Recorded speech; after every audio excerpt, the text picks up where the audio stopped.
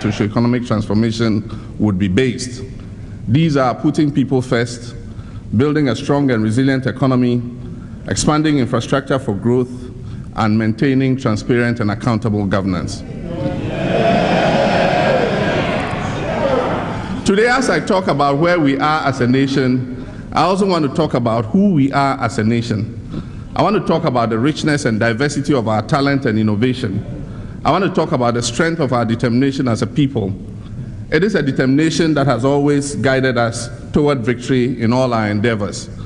We're a nation of 24 million people. That is people, not products. 24 million human lives, each one deserving access to the basic necessities of life, each one possessing unique ideas and skill sets to make Ghana better, each one holding more value to this country in its existence and potential than any other natural resource we have.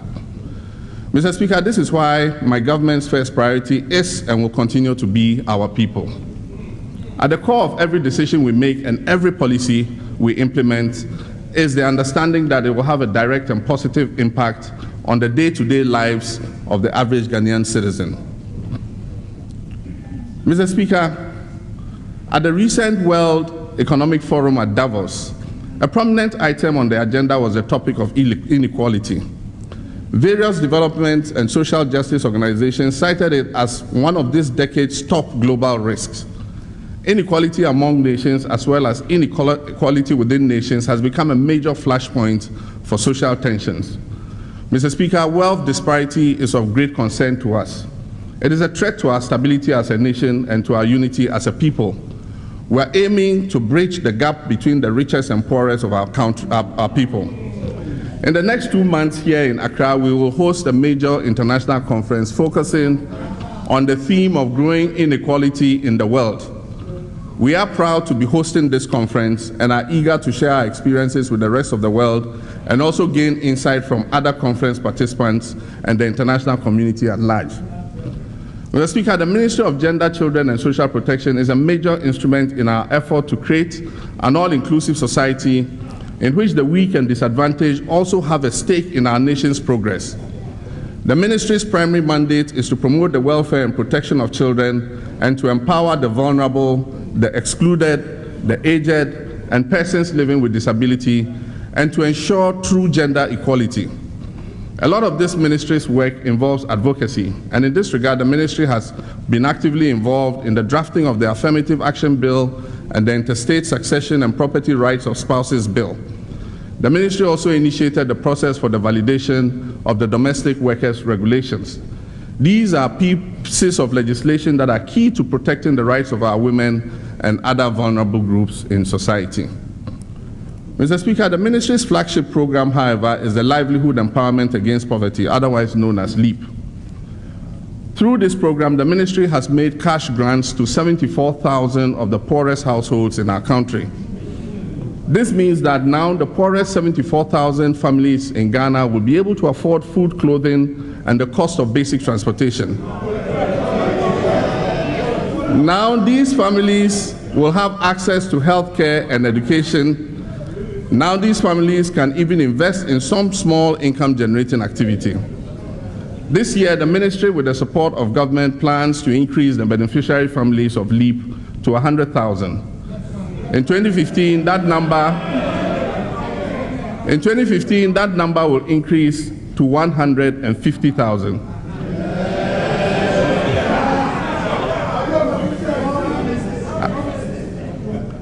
Order, I'm not your co-equal.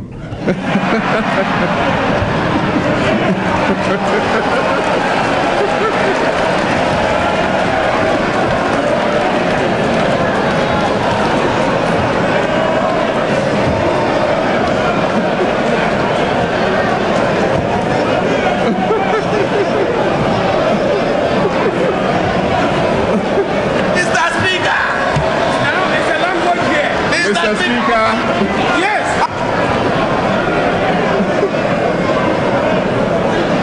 Mr. Speaker. Mr. Speaker. Mr. Speaker. Who said chair?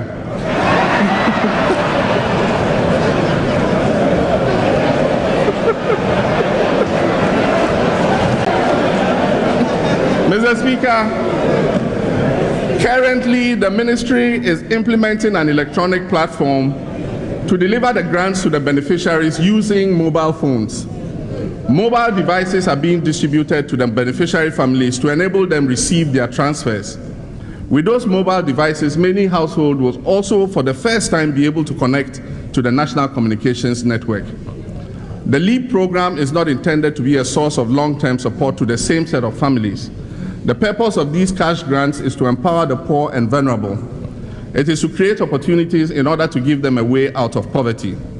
The program ensures that the most impoverished among us can live in dignity. It offers them hope in their future possibilities and a chance to participate in the collective future of our nation. Mr. Speaker, this ministry is especially vigilant when it comes to the rights and protection of our children. The ministry, together with the Domestic Violence and Victim Support Unit, has led an awareness campaign against child marriage. As a result of this campaign, they have successfully extricated numerous children forced into marriage and returned them to their families and their studies. The ministry has also provided the equipment and taken toolkits to 25 institutions across the nation to facilitate the technical and vocational training of young people. Finally, Mr. Speaker, in other work, the Ministry of Gender, Children and Social Protection convened a team of doctors to perform the necessary surgeries on women with obstetric fistula in the Upper East, Upper West, Volta, and Central regions. In addition to offering these women relief from pain and discomfort of this childbirth injury, these procedures have restored their dignity and self-worth as women. Mr. Speaker, through our social intervention programs, we must create social safety nets that protect the poor and vulnerable. We must share the fruits of our growth equitably in order that we leave no one behind. This is the only way we can guarantee that all our citizens are committed and have a stake in the survival and advancement of our nation. Mr. Speaker, it is this government's vision to extend quality health care to all our people, irrespective of one's status in society or geographical location. This involves the construction of new facilities and the training of health personnel. Healthy people make a healthy nation. All around the world, it has been recognized that the cost and consequences of illness far outweigh the cost of making quality health care accessible and affordable to all. Mr. Speaker, to this end, government is pursuing the vision of bringing health care to the doorsteps of our people in even the remotest of locations. We have engaged in an aggressive rollout of community health improvement compounds, CHIPs. The compounds are staffed with trained nurses, midwives, and other auxiliary health personnel. They are located in rural and peri-urban communities, and they provide basic health care services, including antenatal care to pregnant women. These compounds have greatly increased access to health care. At least in Bolebang, where I can point some of the CHIPS compounds out to you. My former constituency, apologies to my MP.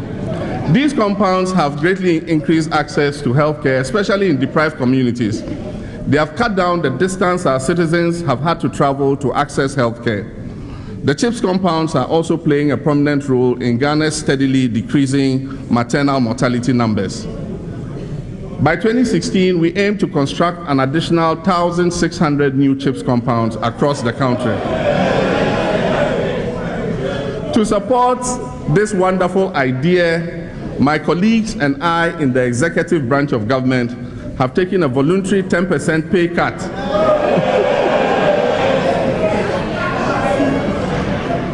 These contributions will be used to construct some more CHIPS compounds so that we can save the lives of more women during childbirth.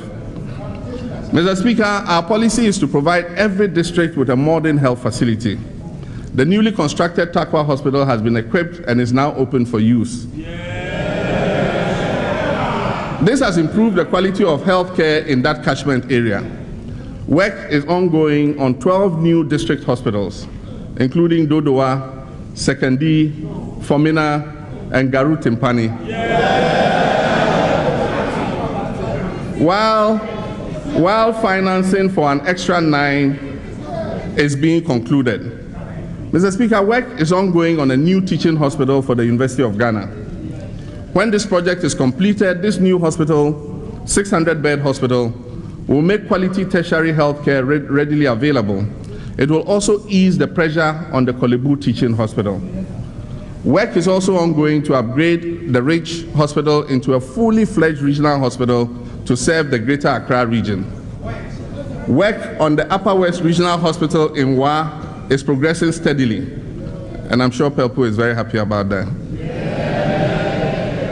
Mr. Speaker, just a few weeks ago, I cut the sword for the start of phase 2 of the upgrading and expansion works in Tamale Hospital. This upgrading has made Tamale Teaching Hospital a critical provider of tertiary care in the northern sector. This development also means that it is now possible for medical students from the University of Development Studies to perform their clinicals at the Tamale Teaching Hospital instead of moving to the Kwame Nkrumah University of Science and Technology to complete their studies as it used to be in the past. Mr. Speaker, in this age of modern medicine, in order to best serve patients, our healthcare facilities must maintain equipment that is state-of-the-art and in good working order. Under the National Medical Equipment Replacement Program, modern equipment has been supplied to 40 district hospitals. Other beneficiary hospitals are the Ridge, Tema General, 37 Military, Children's Hospital, as well as the Mahama General Hospital. There were 3 teaching hospitals that also benefited: Tamale, Komfo-Anokye, and Korle Bu. Mr. Speaker, Korle Bu, Ghana's premier teaching hospital, benefited from equipment, supplies, and rehabilitation worth 276 million cedis. This expenditure covered the pediatrics theater, which had been closed for more than 8 years. Mr. Speaker, children are now able today to have their surgeries in a beautiful renovated theater with first-class equipment. Additional facilities, Mr. Speaker, additional facilities covered by the expenditure were the neonatal intensive care and baby units, the mammograph center, as well as the laundry and the kitchen. We are currently engaged in the expansion of health training facilities. More nursing and midwifery training and medical assistance training institutions are being opened all across the country. This means that more skilled personnel are being graduated to serve in the health sector. So far, more than 3,000 medical personnel have been trained. These include medical assistants, midwives, public and community health nurses. The net result of this additional access and availability of health personnel is reflected in the increasing life expectancy ratio in Ghana, which currently stands at about 65 years and is among the highest in sub-Saharan Africa. Another positive result of this is the drop in institutional neonatal mortality from 5.8 per thousand live births in 2012 to 2.3 per thousand live births today. The average neonatal maternal mortality is also decreasing steadily. These are not just numbers, they represent human lives. These improvements mean that more babies are surviving childbirth and more mothers' lives are being saved. Mr. Speaker, when it comes to saving lives, Ghana has been hugely successful in its efforts in the area of HIV/AIDS control. Our prevalence rate for HIV/AIDS continues to decline and currently stands at 1.37%. The Ghana AIDS Commission continues to work towards the implementation of our 5-year strategic plan. The plan envisions a 50% reduction in new infections by 2015, virtual elimination of mother-to-child transmission, and the placement of more infected persons on antiretroviral therapies. We will mobilize funding for a massive scaling up of our antiretroviral therapy program.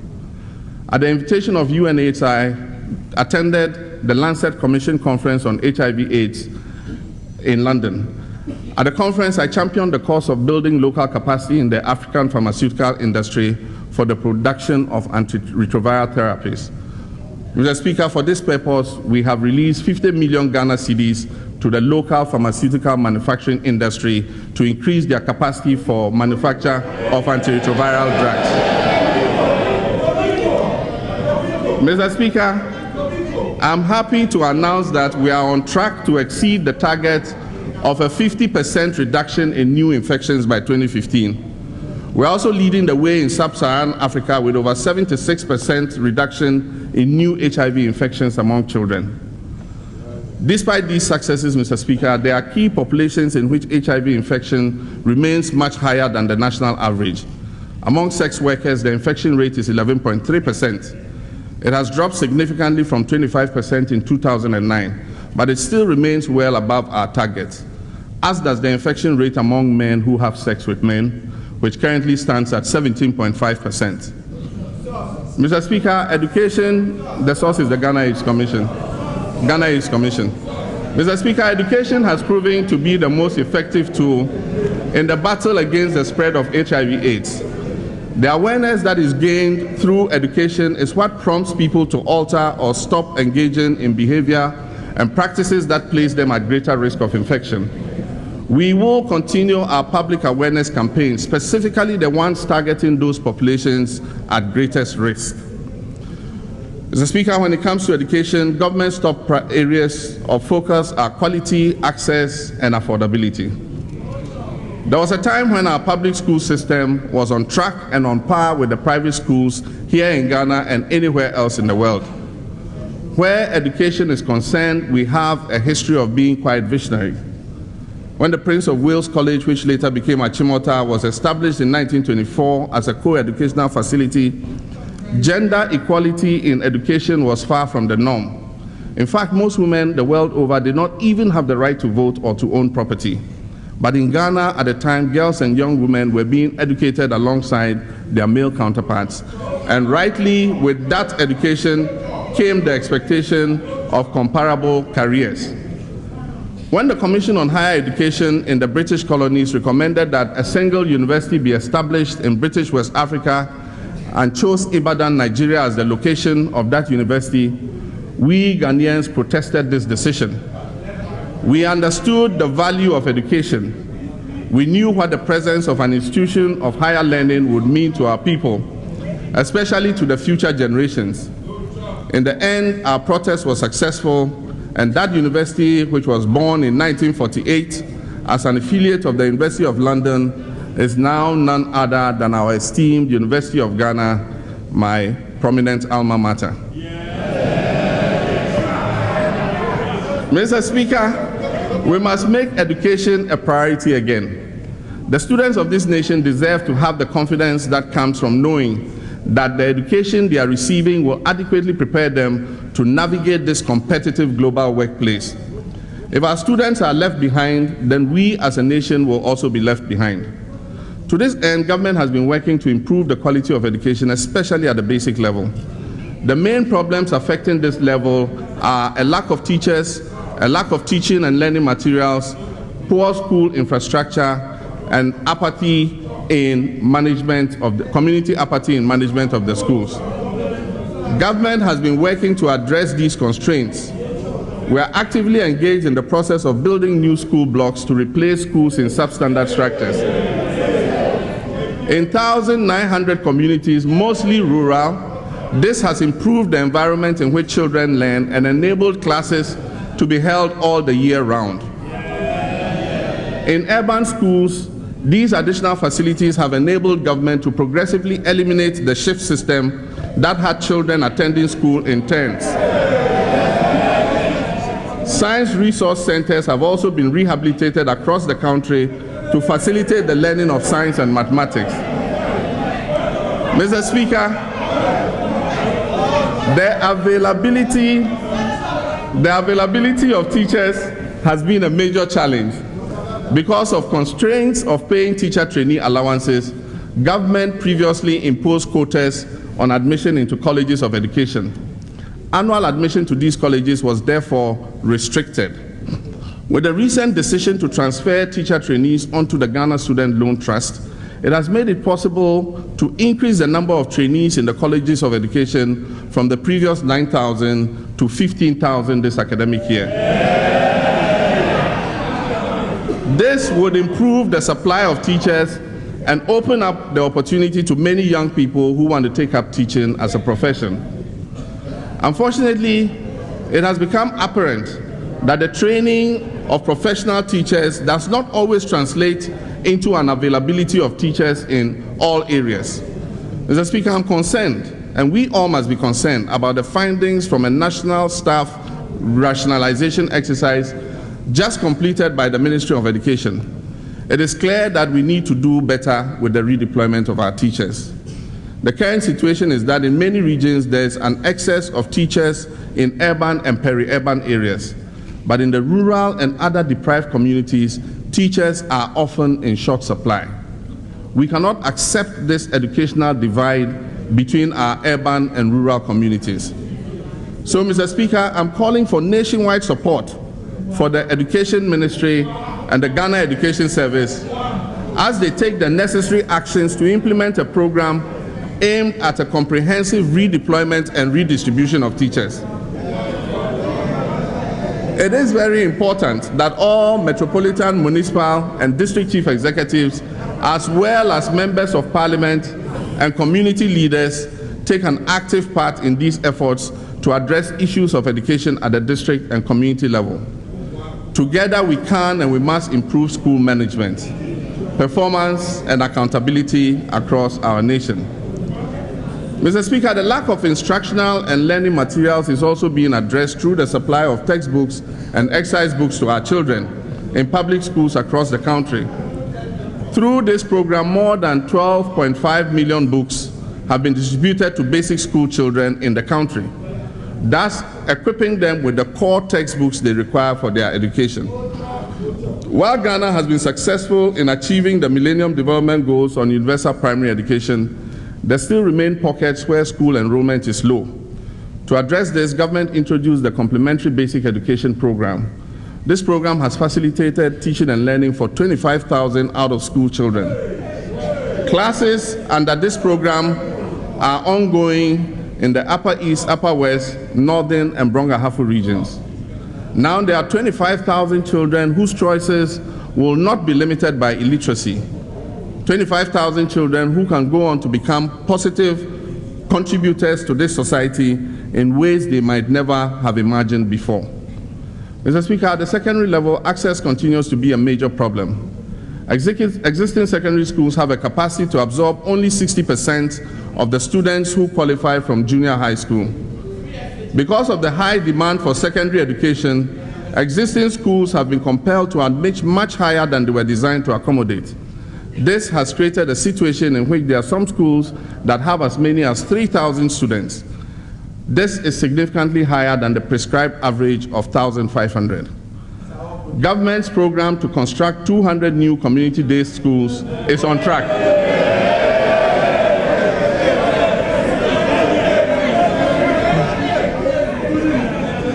The community-based secondary school program is on track. Architectural drawings, designs, and quantities. Mr. Speaker, architectural drawings, designs, and quantities have been completed.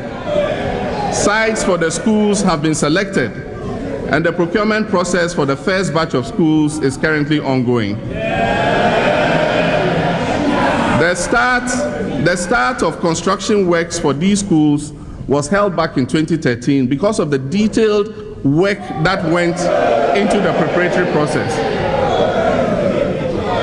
Mr. Speaker, I am happy to inform you that we have made good progress on this project, and I invite all of you honorable members of this august house to join me to break ground for the commencement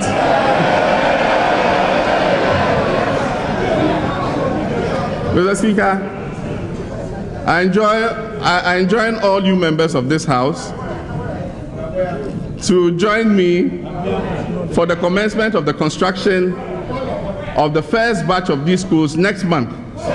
Precisely, Mr. Speaker, precisely on 3rd March. You are all invited.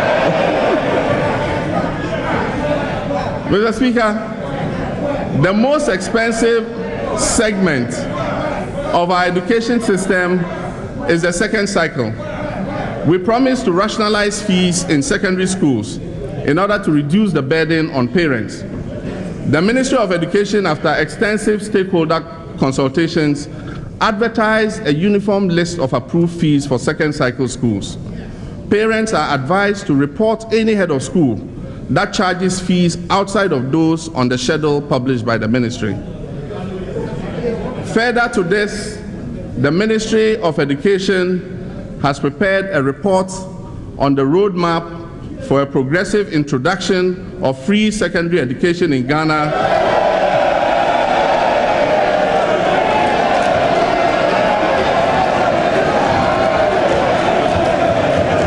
Mr. Speaker,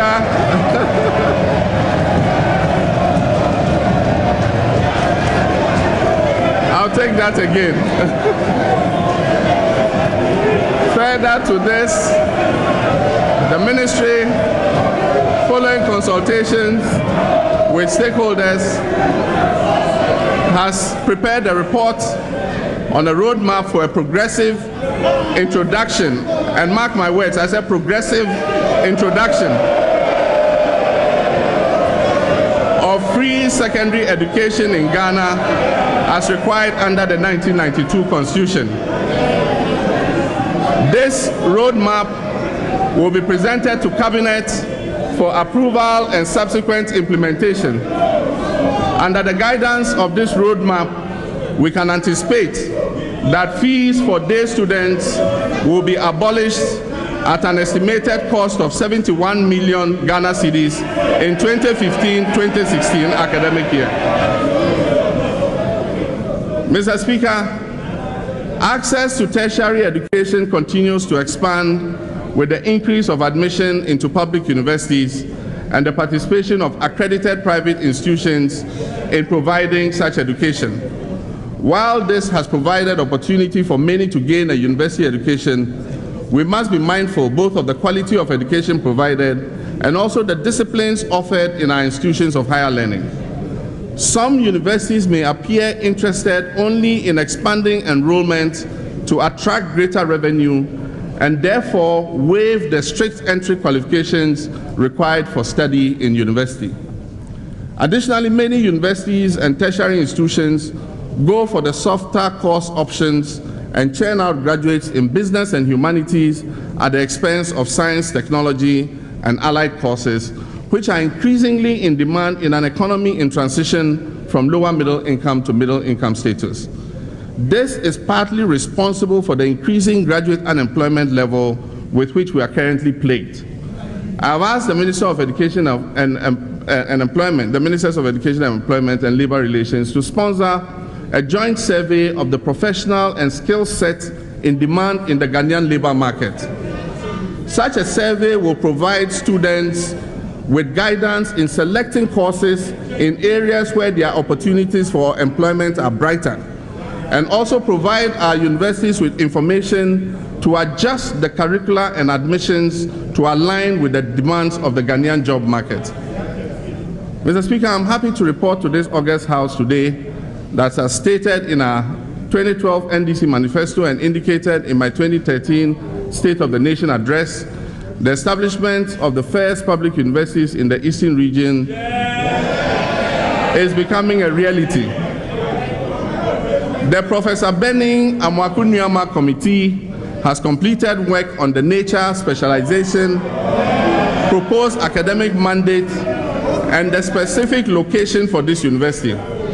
A draft bill for the establishment of this new university in the Eastern region is also ready and will soon be presented to this House for consideration.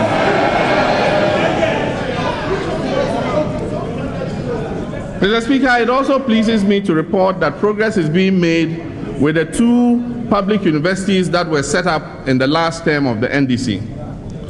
The University of Health and Allied Sciences in the Volta region has increased its intake from 155 students at its inception 3 years ago to 535. Additionally, the University of Energy and Natural Resources in the Brong-Ahafo region has also grown from 150 founding students to 716 current students. Plans are also afoot for the establishment of their satellite campuses in Hohoi and Doma, Ahinkro, and Nswatre, Honorable members will also observe in the Ghana Education Trust Fund formula to be presented to this House soon that we have proposed to scale up financial support to these new universities. Mr. Speaker, before the end of this year, I will announce the formal process to convert 10 of our polytechnics into technical universities. The technical committee set up by the Ministry of Education has completed its work, and various stakeholder consultations are currently taking place, leading to the final conversion. I must commend the technical committee for their impressive output, and Mr. Speaker, I welcome the excitement this policy intervention has generated in the technical and vocational education fraternity.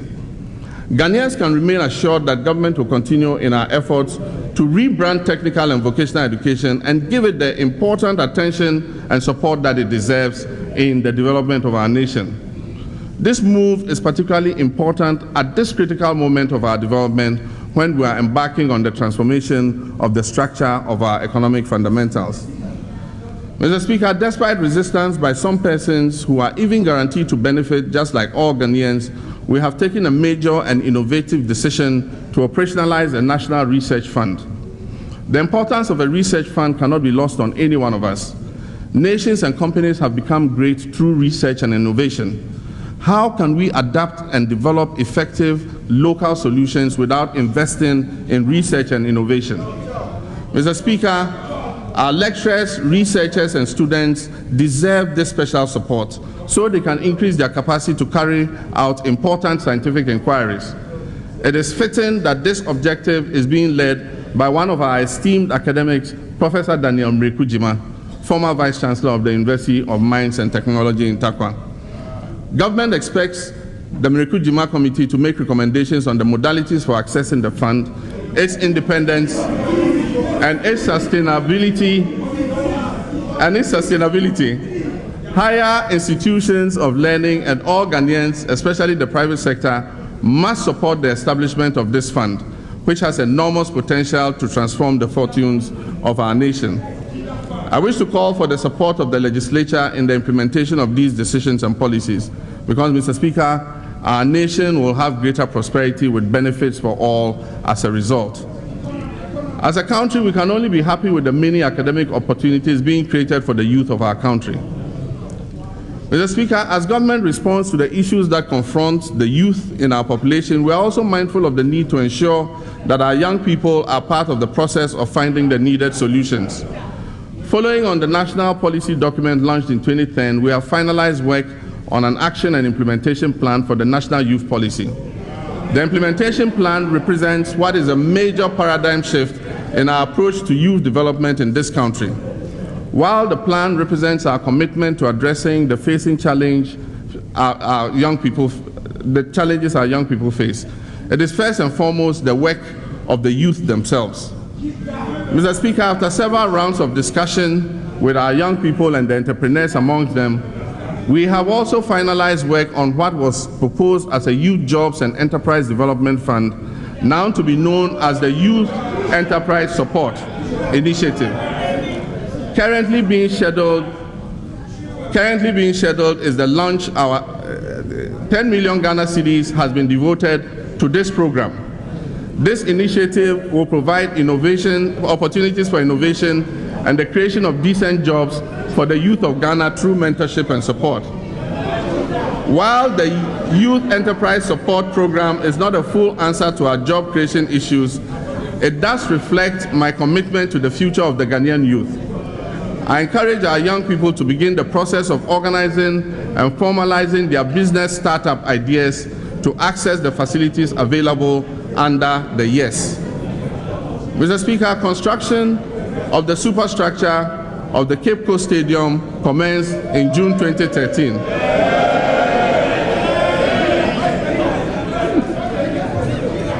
The preparatory work, which involves ground leveling, extension of utilities to the site, construction of drainage facilities, and layout of the road, have been completed.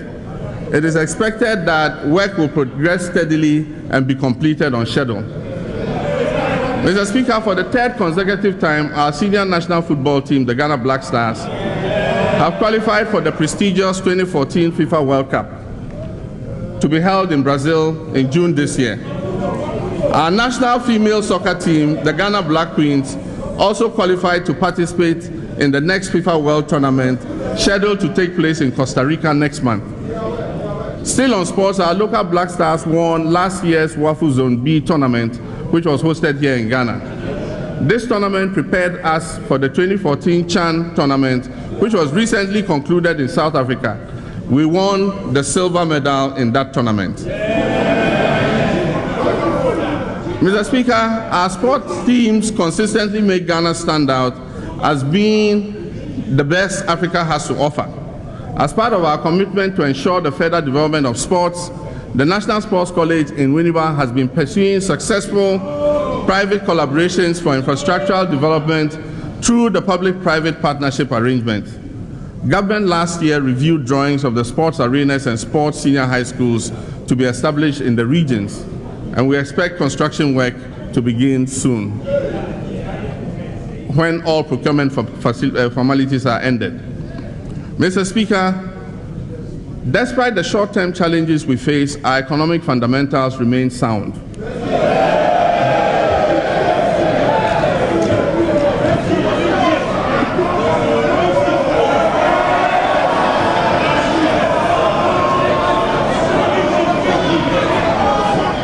Mr. Speaker, Joshua Water.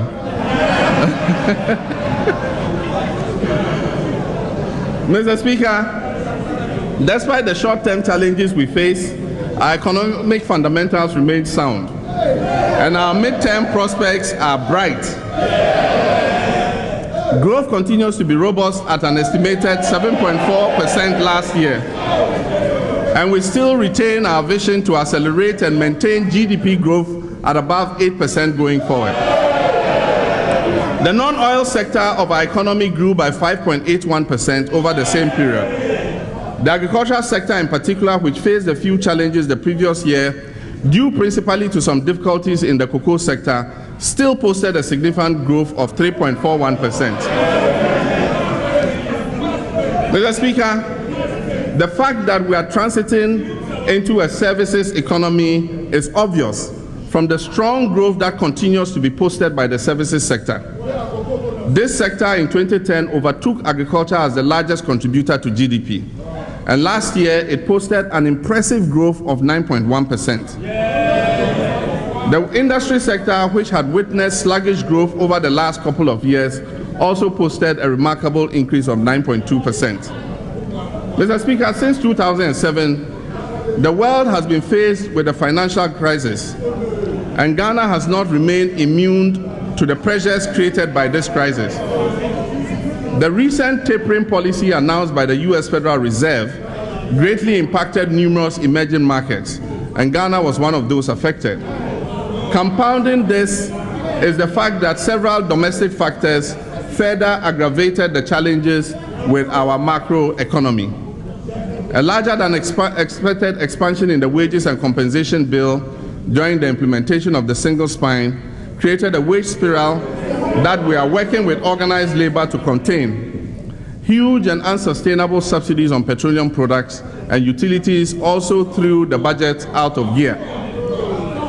The net effect was an increase in our budget deficit to nearly 12%, an increase in inflation above 13%, an increase in interest rates, and also an increase in our domestic debt. Mr. Speaker, Ghana is in the capital market to stay, and we take note of the concerns that analysts have expressed about these developments, notably on the compensation bill, including acknowledgement of the painful measures that our people are having to endure towards our consolidation effort. Mr. Speaker, the visiting IMF Article 4 mission, who I believe might be in this chamber with us, have also expressed similar concerns in the course of our interactions with them. Mr. Speaker, it is for these reasons that we have had to take difficult measures to arrest this trend and restore the macroeconomy to good health. While these measures have been unpleasant and difficult to take, ultimately they are necessary to create a good environment in which businesses can continue not merely to survive, but also to grow. Mr. Speaker, we have had to take these difficult measures, as I said, to arrest this trend and restore the macroeconomy to good health. These measures have been unpleasant and difficult to take, but ultimately they are necessary to create a good economic environment in which businesses can grow. It is an experience with which I'm sure we can empathize in our daily lives. We have all, at some point, had to bear the taste of bitter medicine in order to restore our bodies back to good health. Mr. Speaker, I wish to assure this august House and the good citizens of Ghana that as with the taste of any bitter medicine, this turbulence we are going through is temporary. Mr. Speaker, and I assure you that we shall begin to see the benefits of the sacrifices we are making very soon. Mr. Speaker, as a lower middle-income country in transition to middle-income status, we have an enormous need for credit to develop our social and economic infrastructure. Our debt-to-GDP ratio is currently estimated at 52%. While this is not abnormally high, our domestic debt and the current high interest rates are a major challenge to the economy. The Honorable Minister for Finance is currently implementing measures to refinance a portion of this domestic debt and thereby reduce the pressures these obligations are placing on the budget. We have also commenced work on the Ghana Infrastructure Fund. This fund will enable us to disaggregate our debt profile and transfer infrastructural investments with a revenue-generating capacity from the public debt. Institutions such as Ghana Gas, VRA, GPHA, Ghana Airports Company Limited, GMPC, and other public and private institutions will be able to finance their investments through this window without burdening the public debt stock. This should significantly improve our debt sustainability profile. We will work with our development partners and other multilateral associates to ensure that Ghana continues on the path of accelerated growth and equitable development into the future. Mr. Speaker, recent measures announced by the Bank of Ghana in response to the depreciation of the cedi created some concerns among the business and investment community. Mr. Speaker, Ghana still remains the most attractive investment destination in West Africa.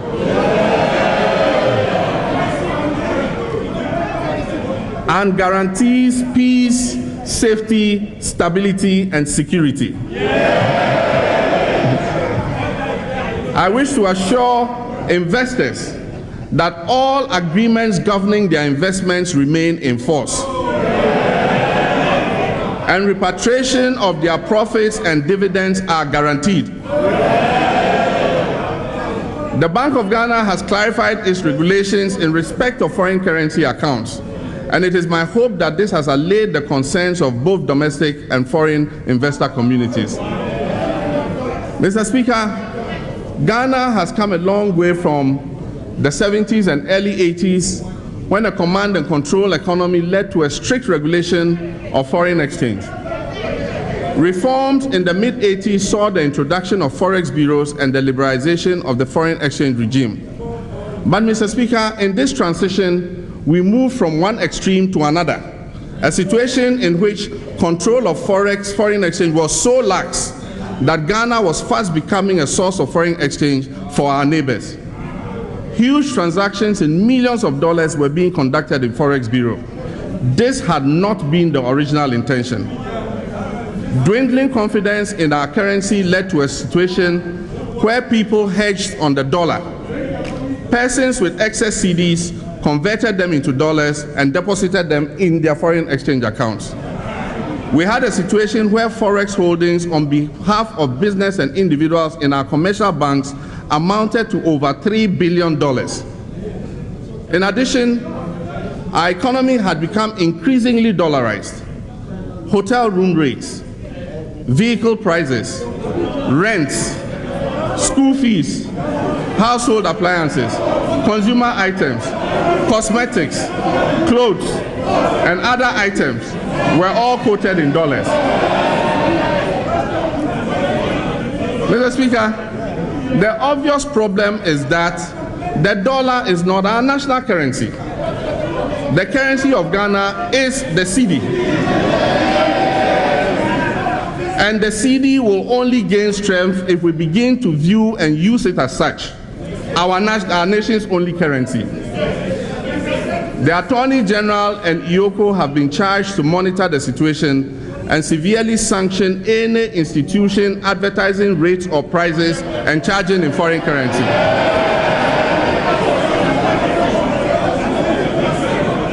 Mr. Speaker, a directive to the same effect has also been issued to government agencies. Mr. Speaker, the basic structure of our economy has not changed from colonial times.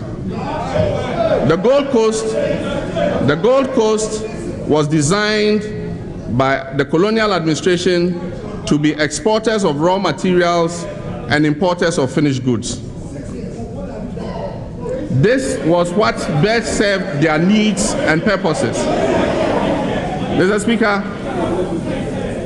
Speaker, after independence, our first president, Osajifo Dr. Kwame Nkrumah of blessed memory, sought to break this vicious cycle by establishing numerous state-owned industries to produce consumer products for the domestic market as an import substitution measure.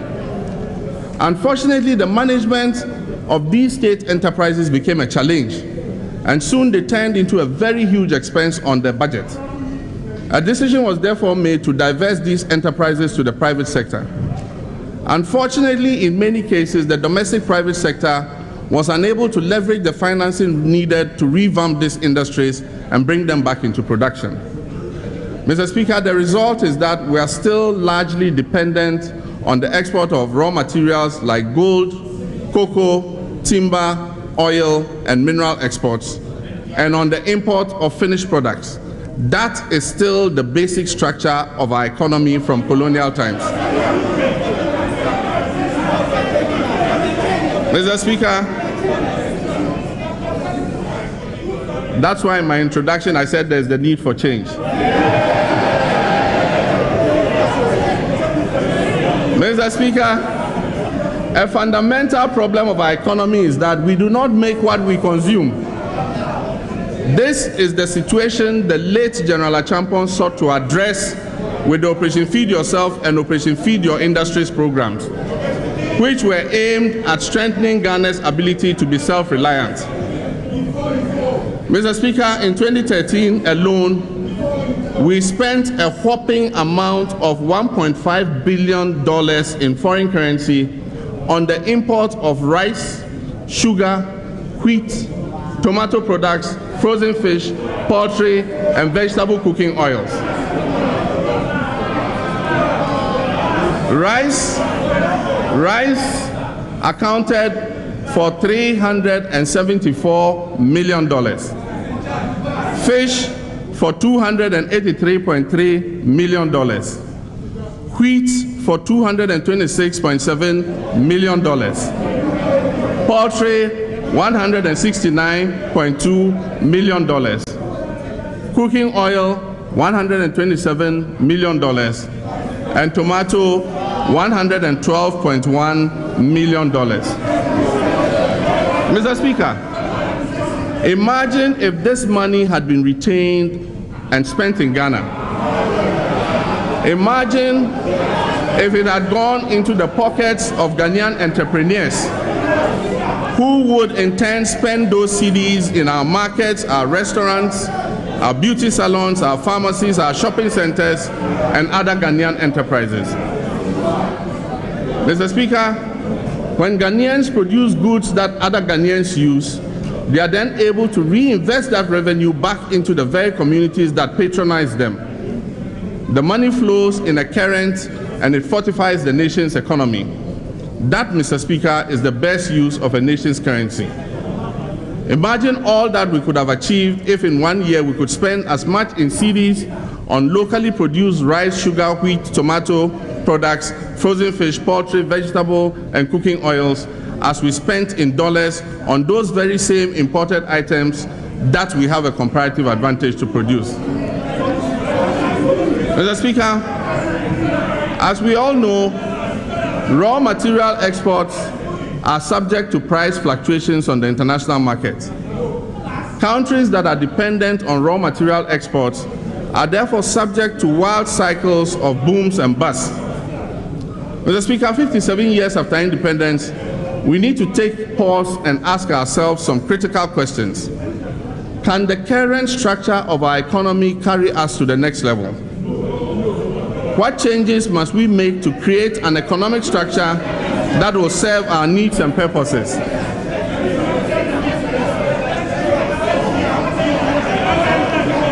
Mr. Speaker, order.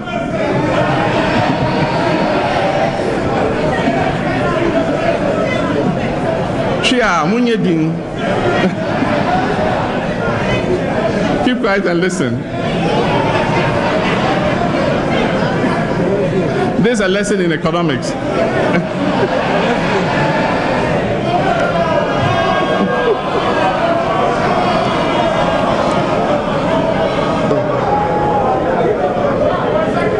Mr. Speaker, between 2012 and 2013, Ghana lost $1.3 billion in export revenues on account of the decline in cocoa and gold prices.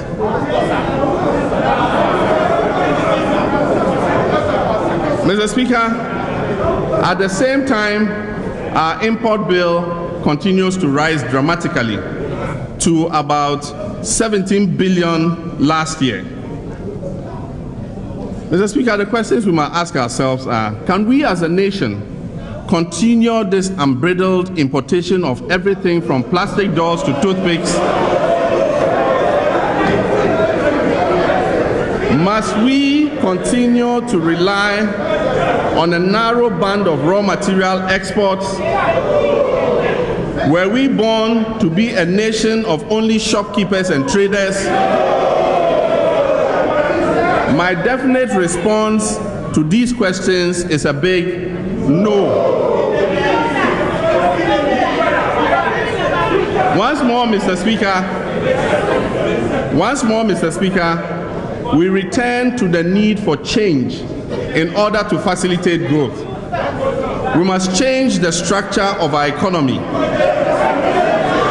We must reduce the importation of items that we have a comparative advantage to produce. We must add value to our exports through primary, secondary, and tertiary processing. We must add value to our cocoa by increasing domestic processing. We must refine our gold before export. We must pursue Nkrumah's dream of an integrated bauxite and alumina industry and halt the export of raw bauxite. We must revamp the Tema oil refinery. We must revive BOST, Valco, the Tema shipyard and dry dock, and the many other strategic industries that serve as extra pillars for our economy. Mr. Speaker, in compliance with the Constitution, I am required to present to this House a medium-term development framework before the close of this year. I have dialogued with the NDPC that is working on this plan and urge them to come out with a plan that fundamentally addresses this weakness in the structure of our economy. I have specifically asked them to handle the process of drawing this plan in a way as to create a buy-in from all Ghanaians, irrespective of political affiliation or societal status. Mr. Speaker, this is not a time to stand divided along any lines. This is also not a time to stand on the sidelines. This is a time for us to stand together as Ghanaians on the side of Ghana. Mr. Speaker, in the interim, to kickstart this process of change, I have asked the Minister of Trade and Industry to request that the Export Development and Agriculture Investment Fund extends assistance to local investors for the increased production of poultry, rice, tomatoes, vegetable oil, and fish. Mr. Speaker, I'm pleased to inform you too that financing has been finalized for the construction of a new sugar processing plant in Komenda.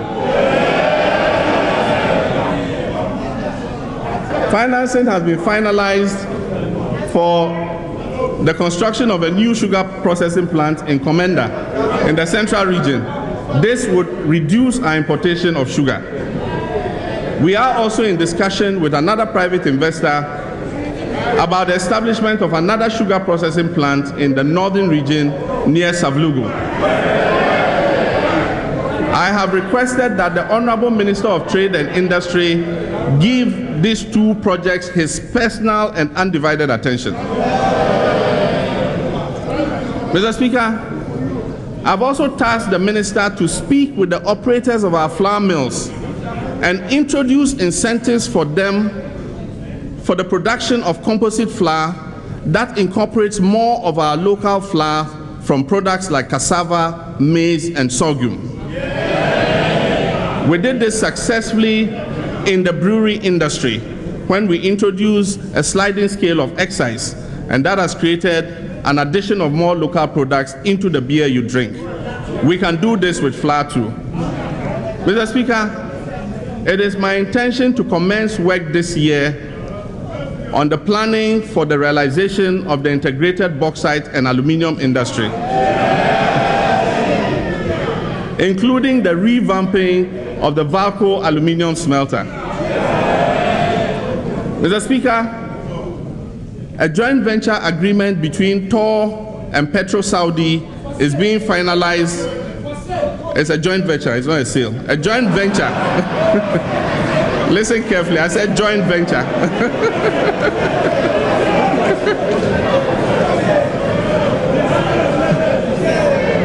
Order. Let me repeat for emphasis. I said a joint venture agreement between TOR and Petro Saudi is being finalized to revamp the operations of our oil refinery. This will reduce the huge amount of foreign exchange we expend on the importation of finished petroleum products. Mr. Speaker, a transactions advisor has been selected to guide the process of choosing a strategic partner to invest in the Tema shipyard and dry dock industry. Mr. Speaker, there's more good news. Keep quiet and listen.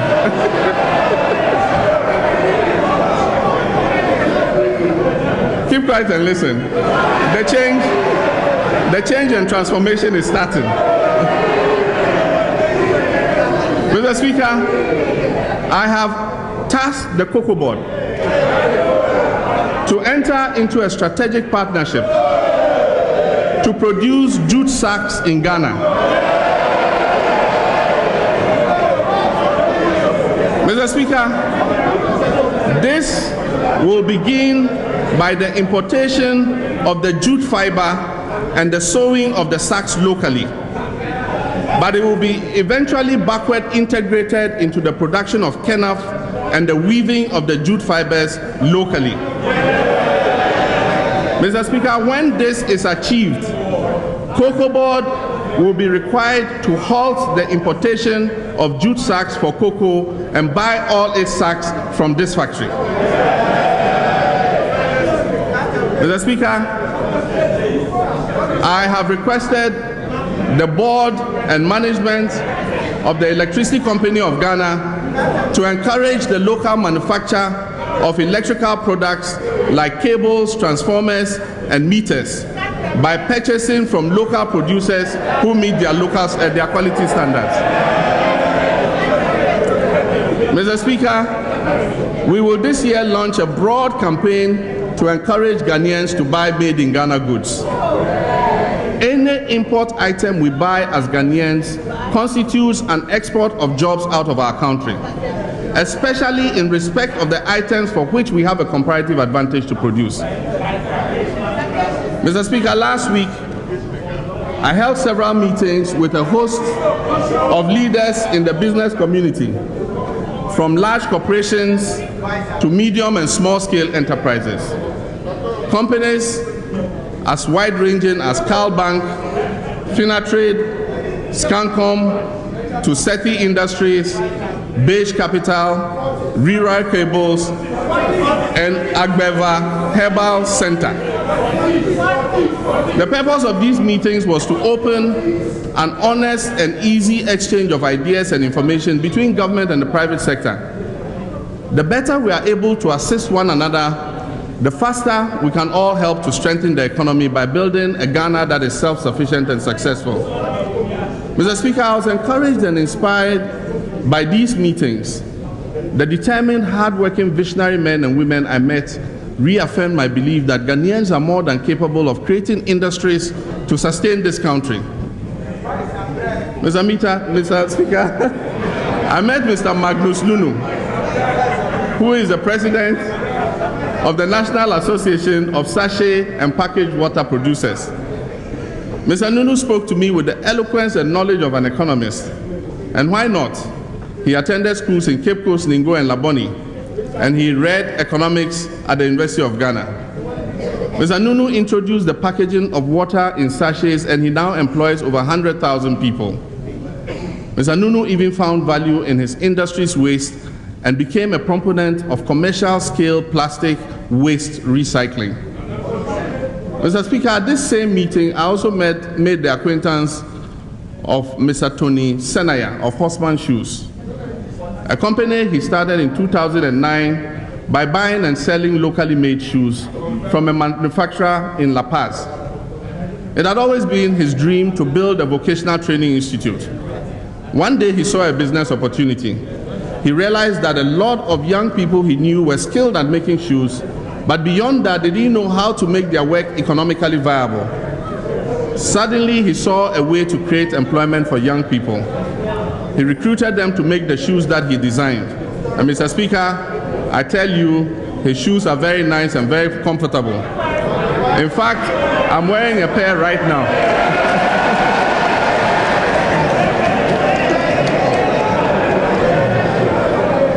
Mr. Speaker, I'm wearing a pair of made in Ghana shoes right now. And I can tell you they rival any shoe produced anywhere in this world.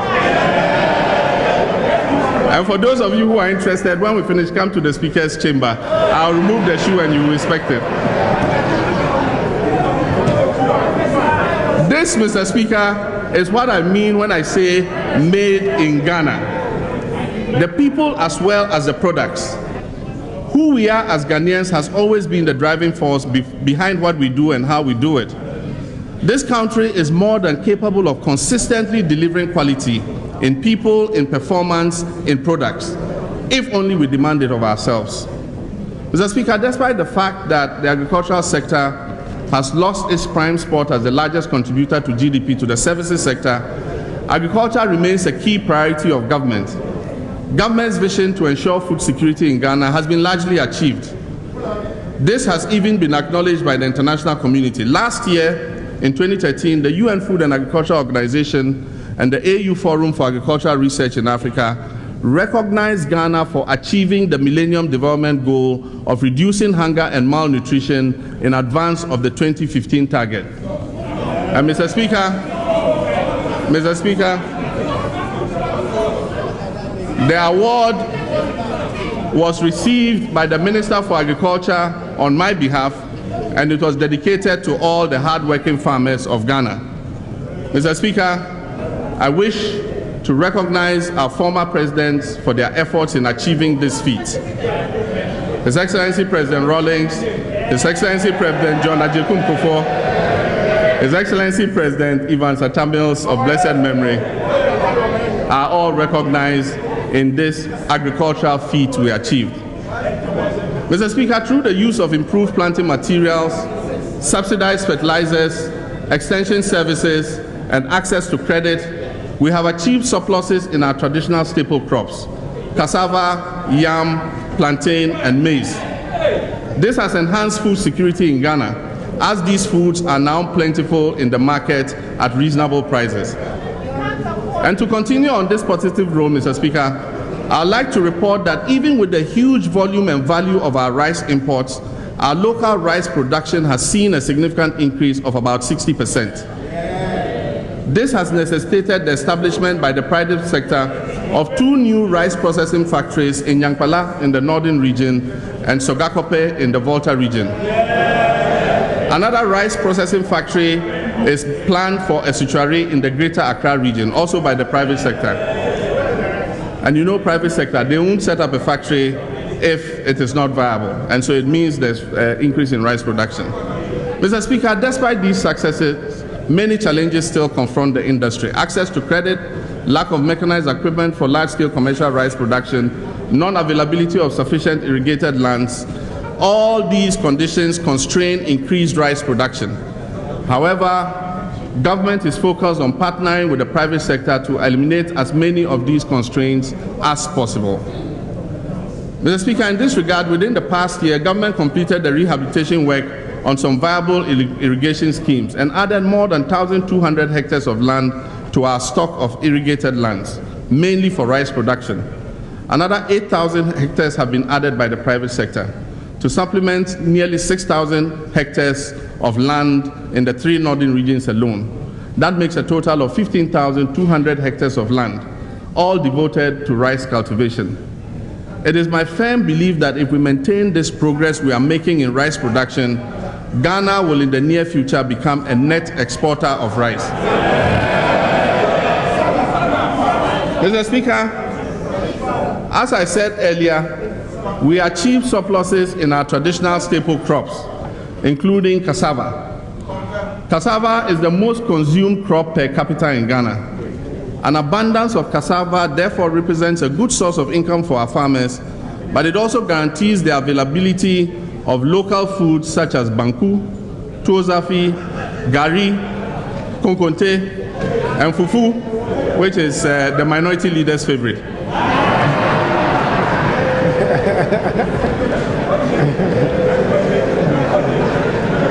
Mr. Speaker,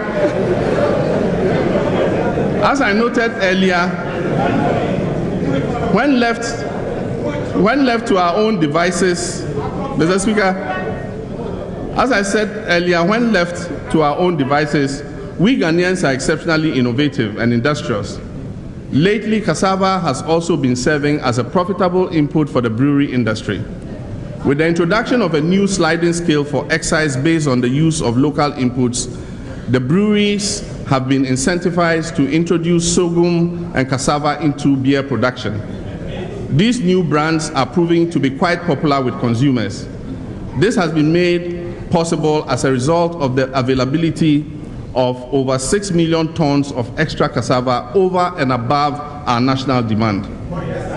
The introduction of improved varieties plus a well-developed value chain as well as the development of business-oriented viable farmer-based organizations has been at the basis of this achievement.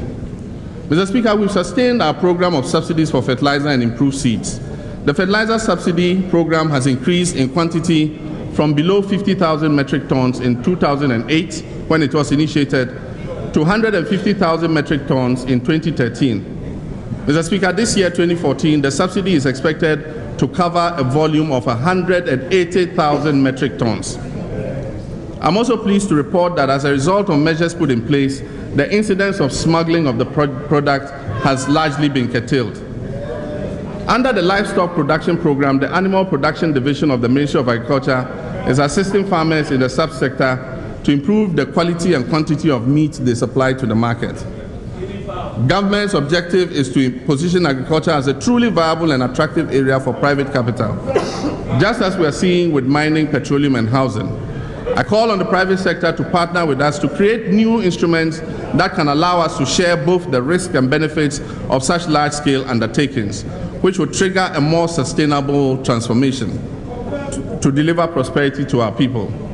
Mr. Speaker, I'm pleased to report that we are entering into some of these partnerships already in the area of irrigation development. Collaboration between government institutions and private agribusiness groups is underway to deliver almost 30,000 hectares of irrigated land under the Sicily Cool Pond project in the West Mamprusi area of Northern Region. Mr. Speaker, also environmental impact assessment studies are underway for a combined irrigation, flood control, and hydroelectric power station in the Upper East region. The actual location is Pualugu. Mr. Speaker, the Ghana Commercial Agricultural Project, funded by the USAID and the World Bank, is working with traditional authorities in the Nasia River catchment area for another irrigation project. As mentioned earlier, work will commence on a new sugar factory in Komenda. I've said that already. And this will be supported with an irrigation scheme for high-yield sugarcane production to feed the factory. The factory is expected also to create jobs and employment within the catchment area and produce other value-added byproducts such as energy and alcohol. Since the establishment of the free zones in the early 90s, a lot of progress has been made in attracting serious investors into the export processing zone. Mr. Speaker, the zone is being positioned to attract more export-oriented investments that can generate foreign exchange, create employment, and improve livelihoods. The Ghana Free Zones Board has licensed 23 new companies that are expected to generate more than 10,000 new jobs over the next 3 years. Globalization and trade liberalization have brought in their wake a number of unfair trading practices, such as dumping by foreign exporters. We are aware of the difficulties encountered by some domestic companies as a result of these unfair trading practices. To check this practice, we will in the course of this year submit to you, honorable members, a bill on the establishment of a Ghana International Trade Commission, which will enable our nation to take advantage of the remedies on piracy, anti-dumping, and countervailing measures. The overall effect of the Commission will be to boost our domestic and international competitiveness. Mr. Speaker, we have passed the local content bill for the oil and gas industry. This bill will allow the Ghanaian private sector to participate fully in the multi-million-dollar contracts awarded in the industry. With the passage of this bill, Ghanaian registered companies must quickly build capacity to compete in the tenders advertised by the oil companies. Mr. Speaker, government will also use its financial muscle to boost the Ghanaian private sector. Their success is our success. Their prosperity is one that will ultimately benefit the entire nation. Ghanaian registered companies that are up to date in their corporate obligations will be given preference in bids under a revised Public Procurement Act soon to be laid before Parliament. Government agencies would be compelled to give first consideration in procurement of goods and services made in Ghana. Of course, value for money and quality will not be compromised in this process. Mr. Speaker, as part of efforts to create an orderly, transparent, and efficient marketing system for Ghana's key agricultural commodities to promote agricultural investment and enhance productivity, government has committed itself to the establishment of the Ghana Commodity Exchange, an associated warehouse receipt system. This move will encourage market access and fair return for smallholder farmers and facilitate the formalization of informal agricultural trading activity. It is expected that the establishment of the Ghana Commodity Exchange will position it as a West African regional hub for commodity trading activities. Mr. Speaker, regarding the Economic Partnership Agreement, EPAs, with the EU, the West African Regional Bloc is in the process of conducting negotiations with the European Union. I am optimistic about the success of these negotiations, but considering that it may not be possible for these EPAs to be concluded before the 14th October target date this year, Ghana will take into consideration transitional measures to ensure that our export is not jeopardized. Mr. Speaker, government will support the Ghanaian industrial sector to enable it generate jobs, reduce poverty, and increase manufactured exports. This will include affordable financial credit for retooling and expansion. As part of measures to decongest the ports and facilitate trade, more non-intrusive cargo scanners will be deployed in 2014 at the various ports and major border posts. I've also asked the Minister for Finance to initiate the revision of the relevant legislative instruments to extend the time for goods meant for warehousing from 3 p.m. to 7:30 p.m. This will also facilitate the delivery of a 24-hour service by the Customs Division of the Ghana Revenue Authority. Mr. Speaker, will reduce the time and transaction cost of clearance at the ports. The case where importers must pay demurrage as a result of inefficiencies not caused by these importers but by state agencies will be corrected. Mr. Speaker, a new Ghana Investment Promotion Act is enforced to regulate investments into the country. The GIPC, supported by the Ministry of Trade and Industry and the Ministry of Foreign Affairs and Regional Integration, has started embarking on aggressive trade and investment promotion activities. We have plans to establish trade offices in China, Turkey, South Africa, and Japan. The tourism and creative sector are a major contributor to our economic growth. In 2013, the sector maintained its position as the fourth highest foreign exchange earner after gold, cocoa, and remittances from Ghanaians abroad. International arrivals and receipts grew by 10%, rising from 903,000 in 2012 to 993,000 in 2013.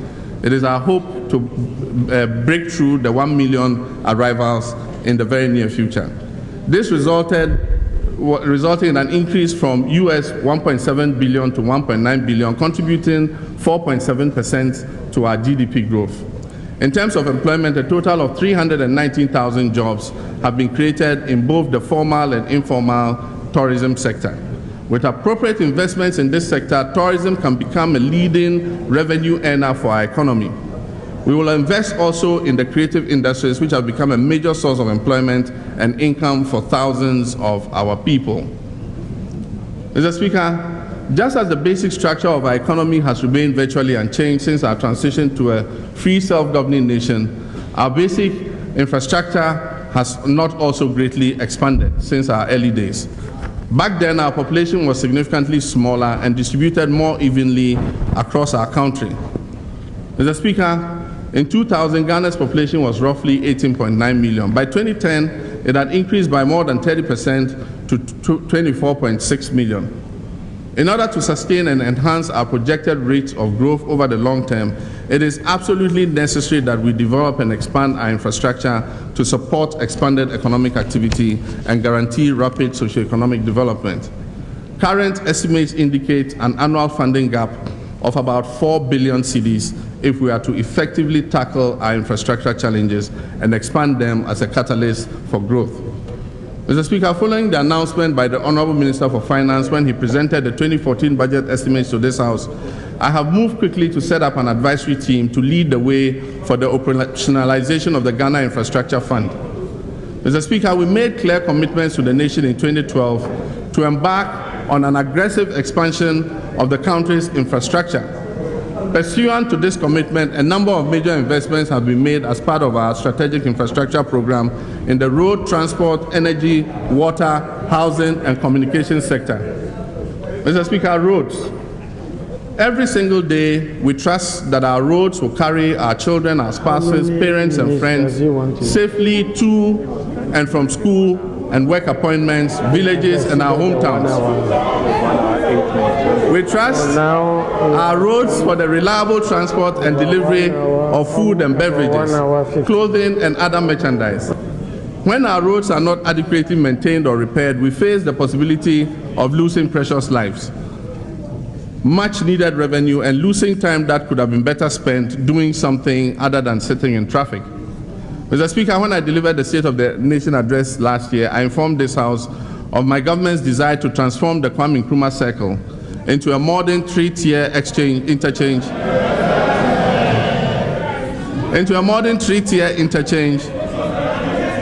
SOFO line is on track and it will be completed. Mr. Speaker, to transform the Kwame Nkrumah Circle into a modern interchange, to eliminate the human and vehicular congestion that has become associated with this very busy intersection. Mr. Speaker, I'm happy to report that I cut the sword for the beginning of construction work on this interchange, and work is currently ongoing.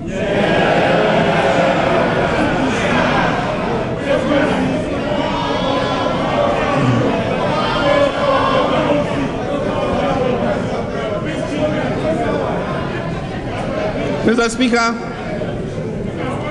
we are making similar progress on many other road projects in various parts of the country. We are on schedule to complete the 147-kilometer Fufuso-Sola Road in the northern region. That long stretch of road, which is being constructed for the first time in our history, has completely transformed the catchment area that it covers. Even before the road is completed, it is being reported that economic activity and tourist arrivals at the Mole Game Reserve have increased. Mr. Speaker, within Accra, work is also progressing on a number of traffic improvements in the city. I must acknowledge the messages of appreciation we have received from residents of Teshi Tebibiano. Does any of you live there? You know what is happening in that area. Teshi Tebibiano and surrounding communities following the fast-track rehabilitation of the road linking the area to the main Accra-Tema Beach Road, and is popularly called the Bush Road. Mr. Speaker, several road works are ongoing in Accra under the Urban Roads Project. And Mr. Speaker, 30 kilometers of road have been completed in the Garden City of Kumasi. 30 kilometers. Ask your minority leader, he will tell you.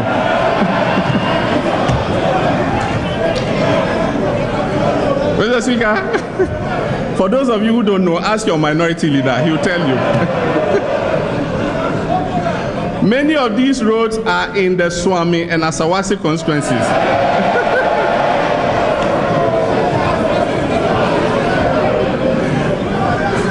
And I know Muntaka, Honorable Muntaka is also happy about that. Mr. Speaker, roads like, and I know the minority leader will recognize these roads, roads like Abawa Ruth,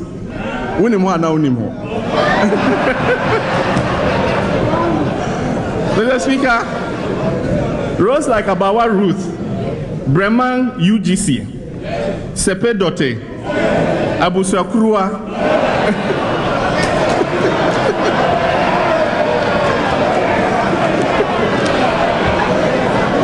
Mr. Speaker,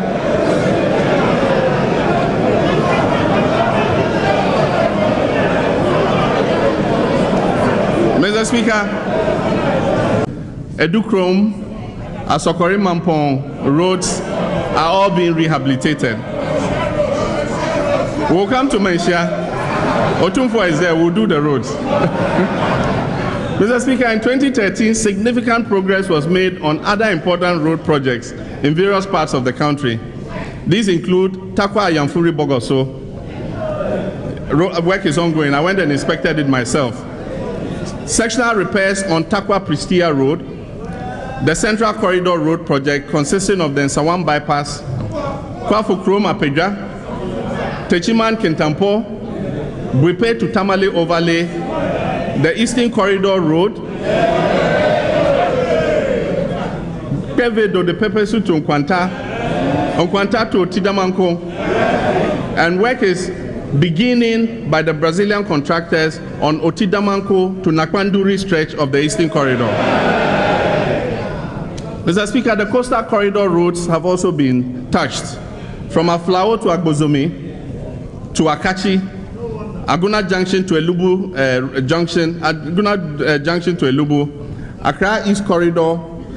This includes the Gifford and Bema Camp roads, and the Accra West Corridor, that is the Awoshi Pokwase Road. And I urge all of you to go and see the work we've done on the Awoshi Pokwase Road.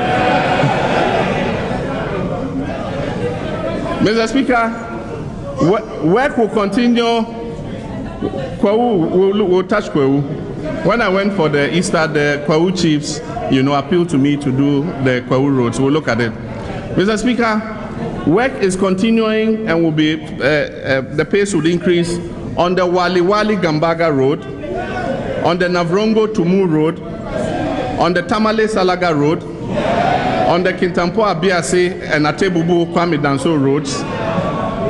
And work will start this year on the Laura Han Tumu Road. And I know the majority leader will be very happy about that. Mr. Speaker, installation of bridges is also ongoing to open up the road from Waliwali to Wa. The 60-kilometer Anwi-Ankwanta-Asimprasu Road has been reconstructed with a new bridge spanning the River Pra. And I will have the honor and privilege to commission this road when I visit the Central Region later this week.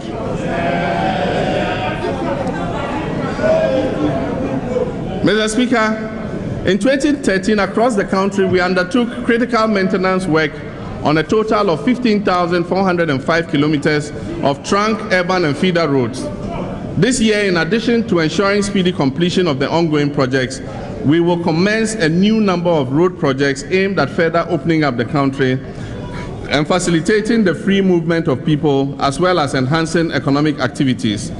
These projects will include the 25-kilometer Kaswa bypass and town roads in Kaswa, roads in Sekendi Takrady, Nyakrom, Gwelu, Bole, Manfikumase, Petoy, Mori, Old Tafo, and Fomena and Nyenase. Mr. Speaker, we have always been fond of referring to Ghana as the gateway to West Africa. But more and more, it's looking like Ghana has becoming a gateway to the rest of Africa. A reliable, cost-effective, and modern transportation system is required to fast-track our transition from a lower middle-income country to a fully fledged middle-income country. To this end, we have over the last few years been putting in place the building blocks for reaching this goal. A well-coordinated port infrastructure expansion program has commenced, and I had the privilege of cutting the sod for the beginning of expansion of the Takrady Harbour. The purpose of these projects, Mr. Speaker, is to position the ports in readiness for enhanced port business targeting our landlocked neighbors, larger vessels, and other oil and gas sectors. Infrastructure development projects are major job creation avenues, and these ongoing works are creating thousands of jobs for our people. As we prepare for the start of the upgrading work on the Tamale Airport, we can be assured of new job opportunities in the northern city of Tamale. This will be resulting from the new and improved eco and cultural tourism opportunities, as well as supporting the agricultural sector by leveraging the export of fresh produce and agro-based industries. Mr. Speaker, work is progressing on the rehabilitation and expansion project at the Kotoka International Airport. The parking apron for wide-bodied aircraft has been completed. Expansion of the arrival hall will be carried out to create more space for the increased number of passengers arriving at Kotoka Airport each day. Adverts would soon be placed for the construction of a new terminal at the Kotoka International Airport. This terminal is to be known as Terminal 3, and it will take the pressure off Terminal 2 so that comprehensive rehabilitation of that terminal can take off in earnest. Mr. Speaker, and I'm sure the MPs from Ashanti will be happy to hear this. Mr. Speaker, work is ongoing on the resurfacing of the Kumasi Airport runway.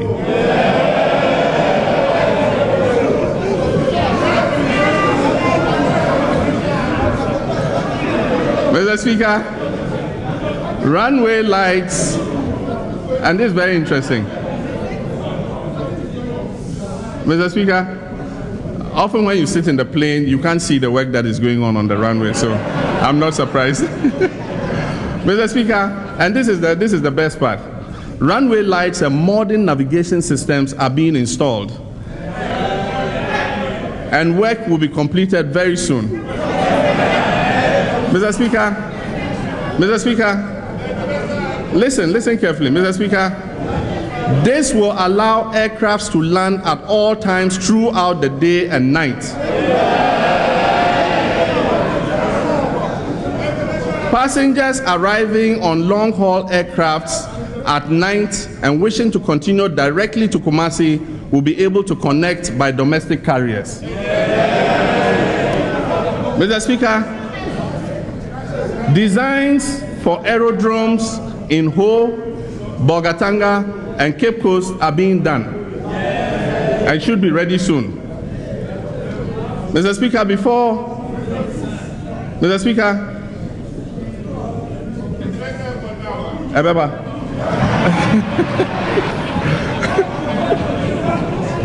Mr. Speaker, during my tenure of office, Ghana will witness a revival of its railway transport service.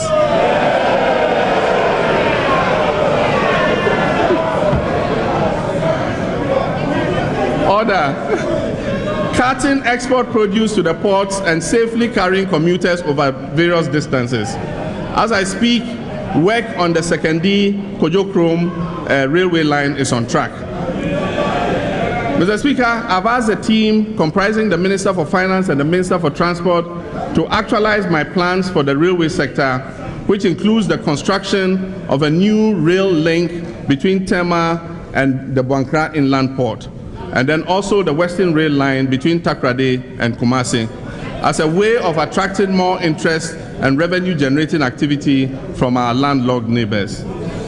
Mr. Speaker, not only will this increase the lifespan of our roads, but it will also improve the speed with which goods bound for the northern sector of the country are delivered and to our landlocked neighbors. Mr. Speaker, the damage caused in 2012 to the West African gas pipeline revealed the flaws and limitations and deficiencies of an outdated energy infrastructure that was being forced to operate beyond its capacity. The pledge to ramp up our generation capacity to 5,000 megawatts from the current level by 2016 is very much on course. While we were confronted with managing the dire power supply challenges of 2013, we were not short-sighted in our resolve, but also started working towards making such crises a thing of the past.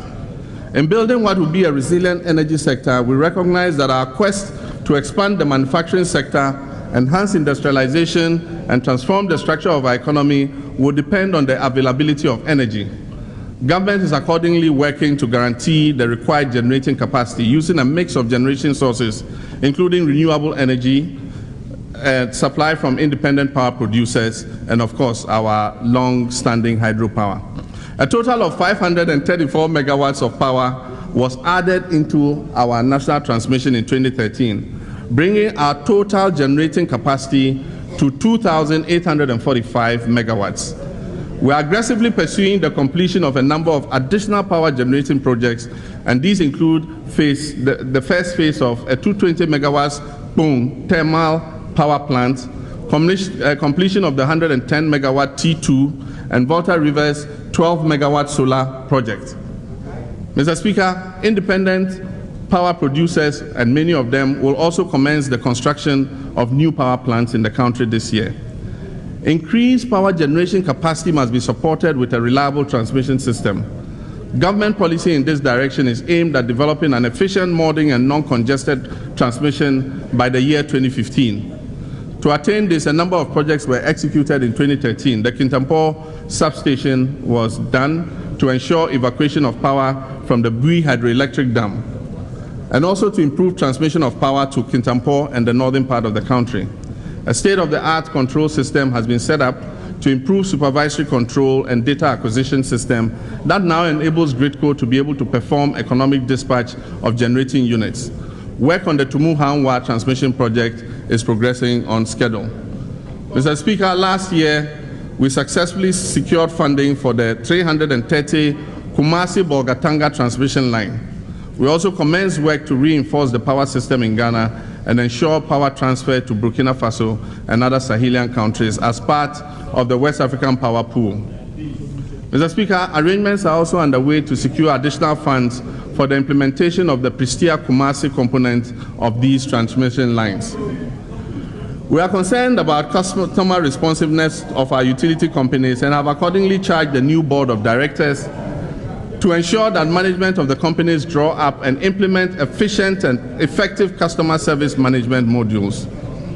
Mr. Speaker, the implementation of projects under the National Electrification Scheme in line with our Energy for All program has been stepped up. In 2013, electrification projects commenced in some 900 communities in Ghana. These projects are at various stages of completion. Ghana's electricity connectivity at 75% is currently the highest in sub-Saharan Africa after South Africa.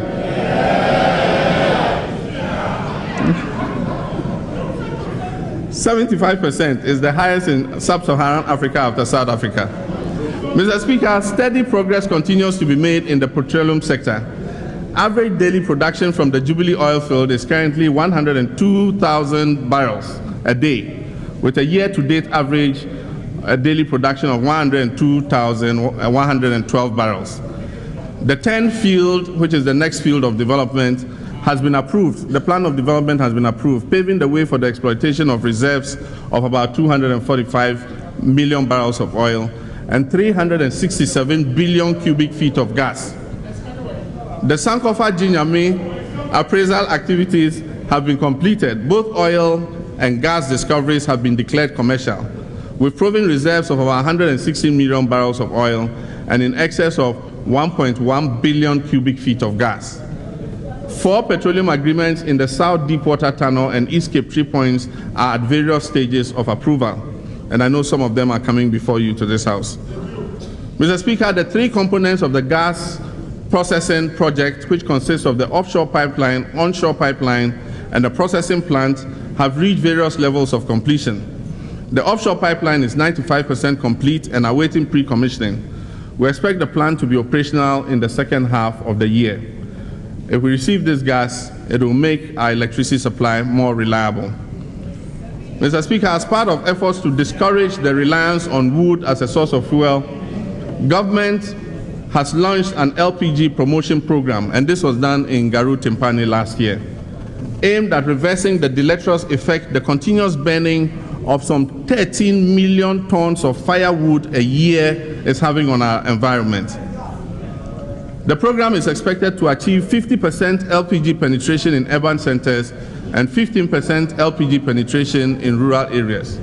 Under this program, 50,000 LPG cylinders will be distributed, and it is my hope that members of Parliament will participate actively in this huge job creation exercise.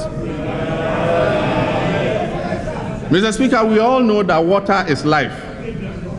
Without water, neither we nor this planet can survive. However, this simple truth holds little meaning for a significant section of our people who still do not as yet have access to potable water. In Ghana, urban water coverage is currently estimated at 63%, while rural water coverage stands at 64%. Government's long-term objective in water provision is to guarantee universal access by 2025. In the short term, however, we are working to increase urban water coverage from the current level to 85% by 2015, while taking rural water coverage to 76% within the same period. The Greater Accra metropolitan area alone accounts for 60% of the total urban water consumption in the country. By 2015, its projected daily demand will be 150 million gallons.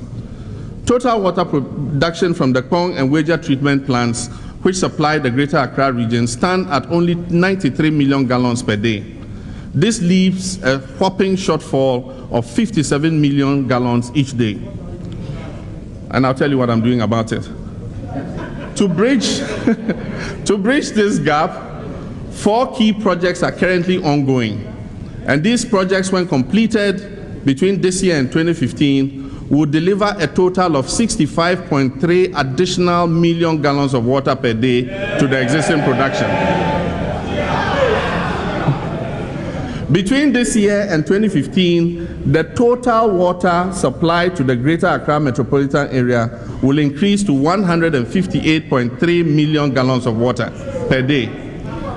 This will be enough, I said this will be enough, to tackle the water demands in the area by the end of 2015. And this is the good news. This will end the water starvation in the northern part of the capital city. So those of you, end of this year, those of you who live in Adenta, Hacho, East Legon, Agbogba, Madina, Abokobi, will all receive water. Mr. Speaker, the projects I'm referring to are the Kpong Water Supply Expansion Project, the Kpong Intake Rehabilitation Project, the Accra Tema Metropolitan Area Water Supply Project, and the Teshi Nungwa Desalination Water Project. Mr. Speaker, all over the country, there are other water projects at various stages of completion, which would add about 30 million gallons of water per day to the existing production. Mr. Speaker, we will eradicate the handling of the Kufuor gallons.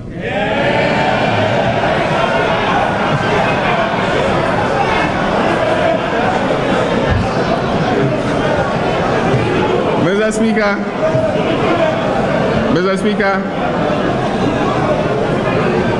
Mr. Speaker, we will work to eliminate the Kufuor gallons.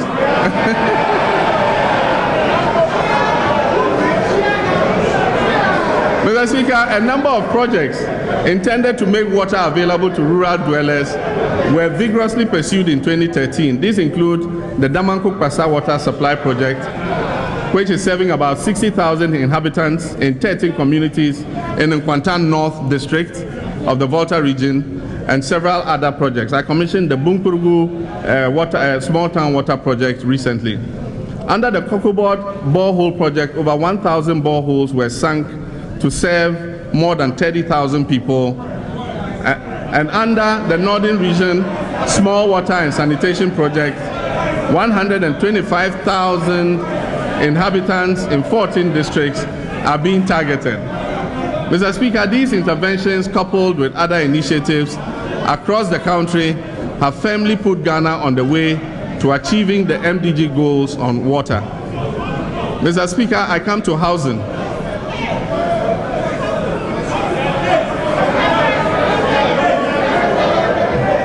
Mr. Speaker, available data puts the housing deficit in Ghana at a staggering 1.7 million housing units. There are a number of ongoing interventions to help reduce this deficit. Work has commenced on a 5,000 unit project at Ningo in the Greater Accra region. This is part of what is built to be a 9,120 unit affordable housing complex. The quest to tackle the housing deficit is being handled not as a 100% government finance project, but through various forms of private sector participation. Another set of 15,000 affordable units will be constructed over the next 5 years. I have following discussions, Mr. Speaker, with some members of the Ghana Real Estate Developers Association, directed the Minister for Lands and Natural Resources and his colleague at the Water Resources, Works and Housing Ministry to discuss with the association a proposal for their contribution and involvement in the construction of affordable houses. Let me add that various state agencies have been tasked to finance and complete the projects that were being undertaken under the Kufuor administration.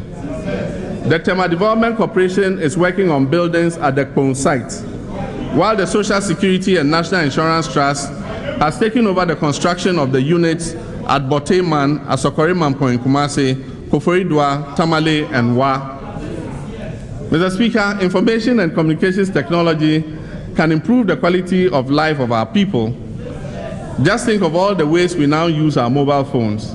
In a relatively short period of time, this technology has become one of the most indispensable tools of trade, health, banking, financial services, money transfer, social networking, and education, as well as skills trading. In the face of global economic challenges, this sector in Ghana continues to register strong growth, contributing about 24.7% to the services sector share of GDP last year. Due in part to an enabling and improved operating environment, infrastructural expansion and sustained competition, telephone subscriptions for both mobile and fixed access lines increased by 10.5% over the 2012 figure to over 25 million subscriber lines. Last year, the sector recorded a total of about 28 million access lines, representing a penetration rate of 107.5%, with mobile telephony accounting for 106%, representing over 27 million subscribers. Mr. Speaker, to further expand access to broadband infrastructure for increased internet access, the construction of the Eastern Corridor fiber optic network commenced last year, and so far 107 kilometers of fiber out of the 780-kilometer stretch has been laid. Mr. Speaker, transparent and accountable governance.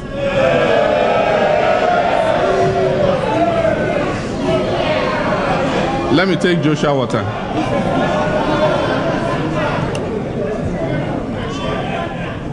Mr. Speaker, the most formidable pillar of our transition to middle-income status is our enviable and deepening record of constitutional governance and rule of law.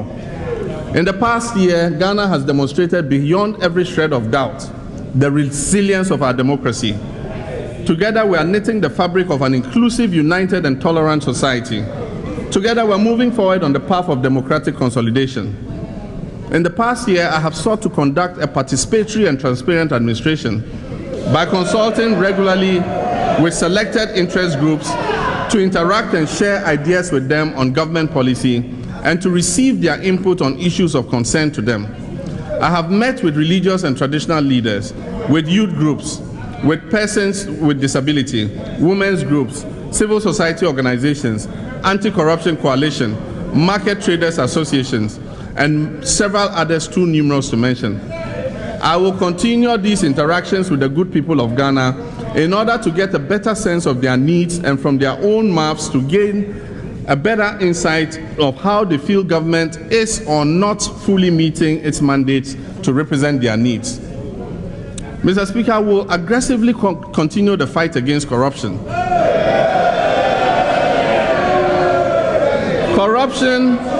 Corruption erodes national resources and deprives government of the capacity to invest in our people. I wish to restate my unwavering commitment to continue an unrelenting battle against corruption.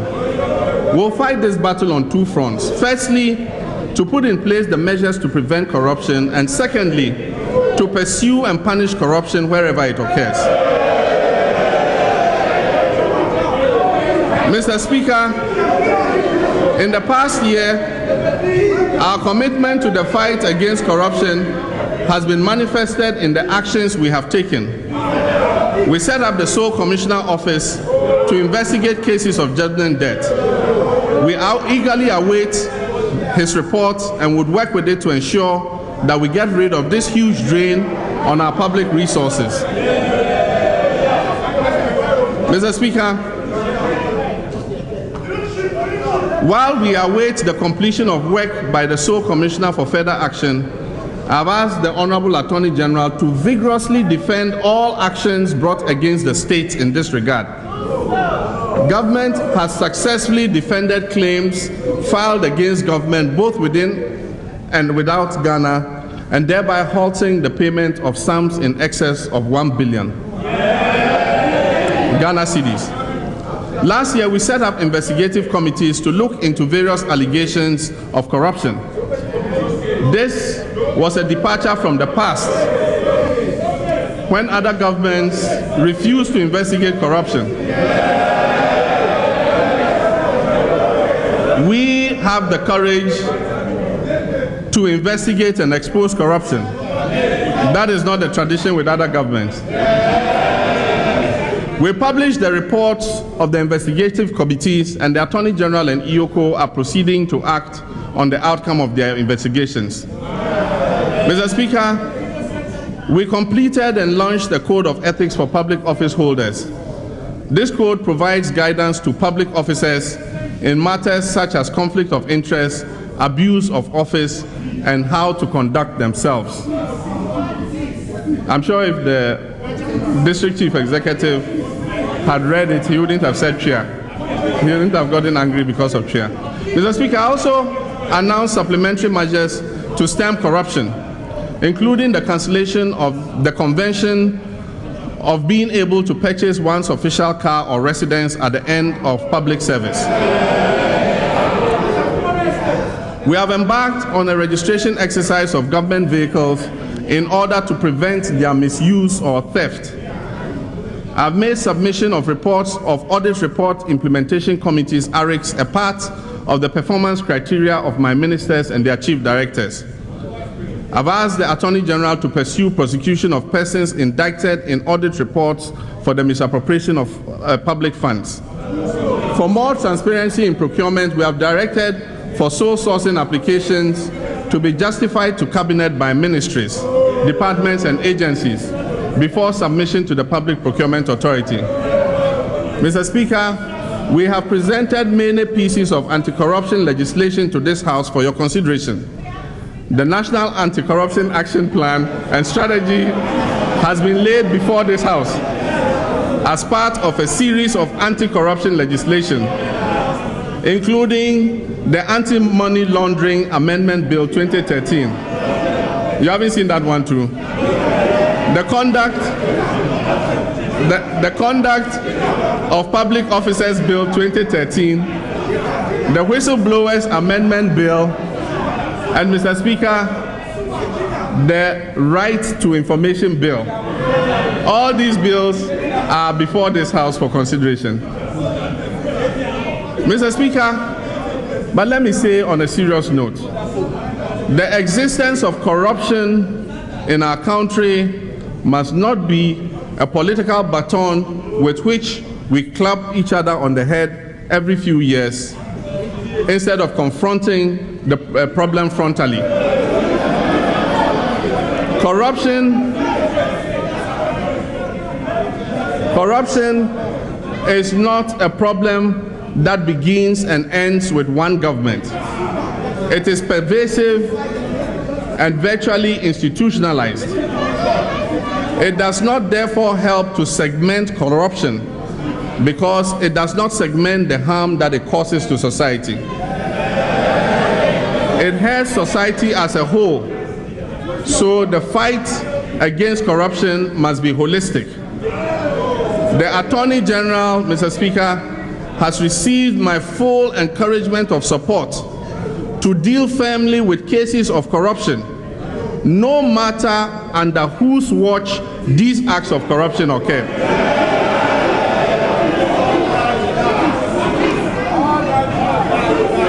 Mr. Speaker, indiscipline and lawlessness are fast becoming a part of our institutional fabric. They take the form of encroachment of public lands, sale of the same plot of land to multiple buyers, armed land guards wreaking violence on innocent people.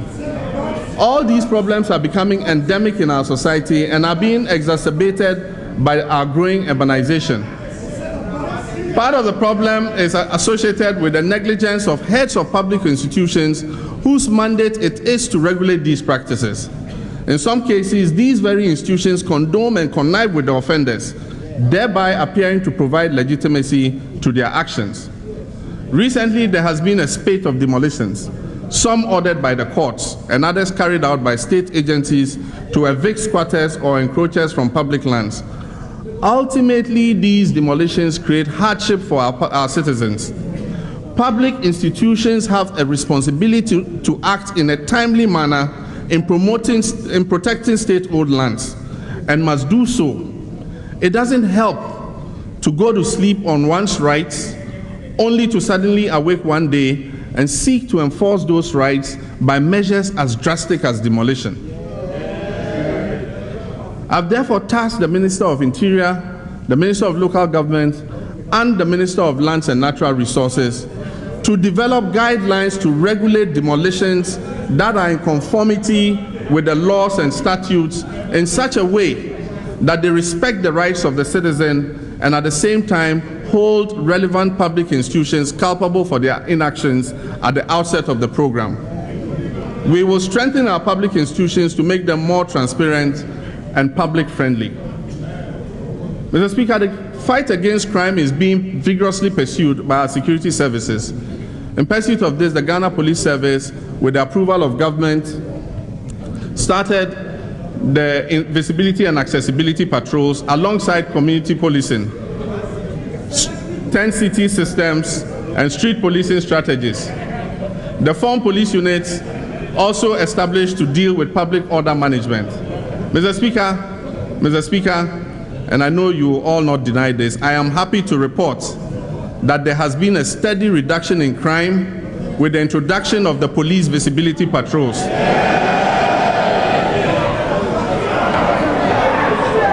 All of you feel much safer today than you did some years in the past. Mr. Speaker, the police patrol's presence has also positively impacted on the flow of vehicular traffic in Accra and Kumasi. These initiatives were meant to bring the service of the police closer to the people and I wish to assure you that it is going to be extended nationwide. Mr. Speaker, to improve the capacity of security agencies to provide internal security and protection, government has facilitated the establishment of a police command and staff college in Winneba and recruited 3,000 personnel, with 1,900 of them in training at the various police depots across the country. This has led to the improvement in police population ratio from 1 to 824 in 2012 to 1 in 747 in 2013, as compared to the 1 in 1,300 in 2008. This has brought us closer to the United Nations benchmark of 1:500. Mr. Speaker, keep quiet and listen. Currently, the strength of the service, the police service, you should be writing down these statistics, honorable members. Currently, the strength of the police service has increased from 29,117 in 2012 to 32,117 this year. Mr. Speaker, that is not all. Government has acquired mobile clinics for the police, 6 marine police speedboats, you've heard about the marine police, 14 Maverick armored vehicles for crowd control, communications equipment to aid operations, and Mr. Speaker, more than 1,000 vehicles to enhance their mobility.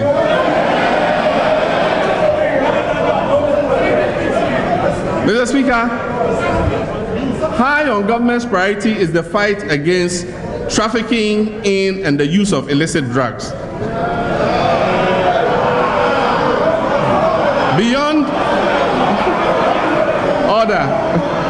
Beyond taking steps to improve public education, our security agencies have stepped up their operations in the fight against the abuse of and trafficking in narcotics. Last year, NACOP facilitated the arrest of traffickers and the seizure of several kilos of various illicit drugs, including a recent case of 414 kilograms of cocaine.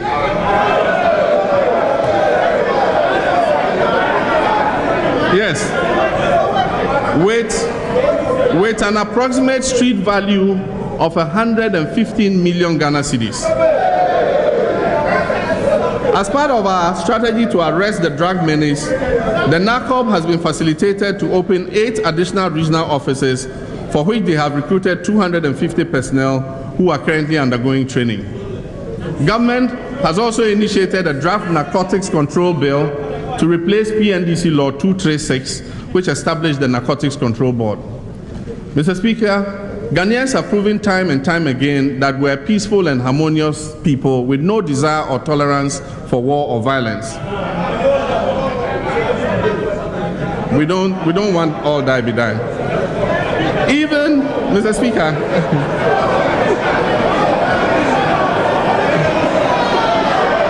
Mr. Speaker,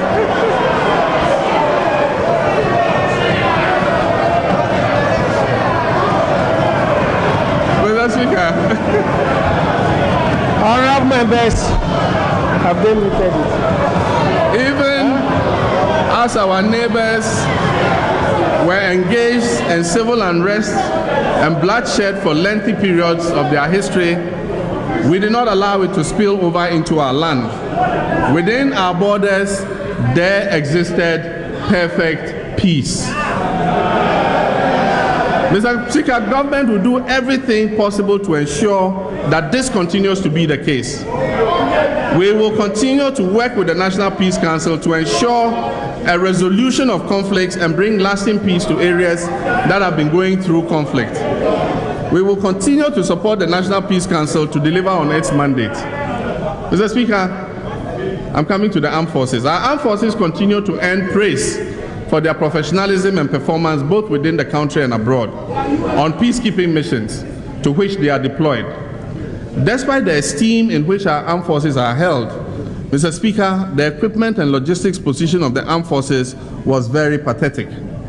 lack of airplanes and helicopters, lack of naval vessels, lack of armored personnel carriers, lack of infantry fighting vehicles, and lack of engineering equipment forced our men and women in uniform to become the most ingenious improvisers you could ever find. Mr. Speaker, this situation has dramatically changed. Our waters are safer and are kept safe from pirates because the Navy has received 7 new vessels. The Air Force role in ensuring national security and safety has been enhanced by the acquisition of CASA troop transport aircraft. Mr. Speaker, our territorial integrity is ensured by the operation of Diamond surveillance and patrol aircraft. Mr. Speaker, medical evacuation and transport of troops has been enhanced by the acquisition of Mi-17 heavy lift helicopters. Mr. Speaker, the responsibilities of our forces continue to increase. Apart from engagement in the peacekeeping theaters in Lebanon, DRC, Liberia, Sierra Leone, and Mali, we have recently been requested to deploy for air operations in Mali, and also been requested to deploy 850 troops as part of the UN mission in South Sudan. Mr. Speaker, we are proud of our valiant men and women who serve Ghana and the world on behalf of this nation, and government is committed to doing whatever we can to make sure that they are able to conduct their service more safely and efficiently, in attire that is appropriate, with equipment that is available, and an atmosphere that is befitting. Mr. Speaker, I come to Parliament.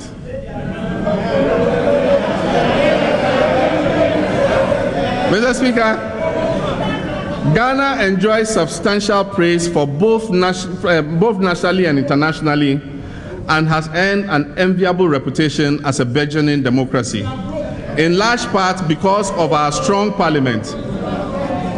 The Parliament of the Republic of Ghana has led the way. This is a very good commendation of you, and I would advise that you keep quiet and listen.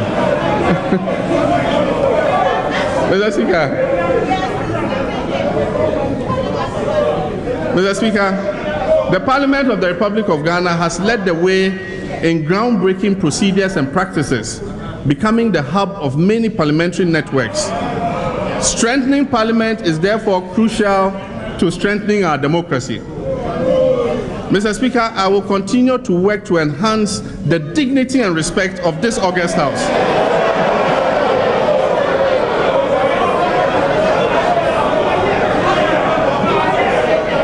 Mr. Speaker, we need to work closely to strengthen public input into your legislative process. After years of delay, I'm pleased that members of Parliament will soon have decent offices.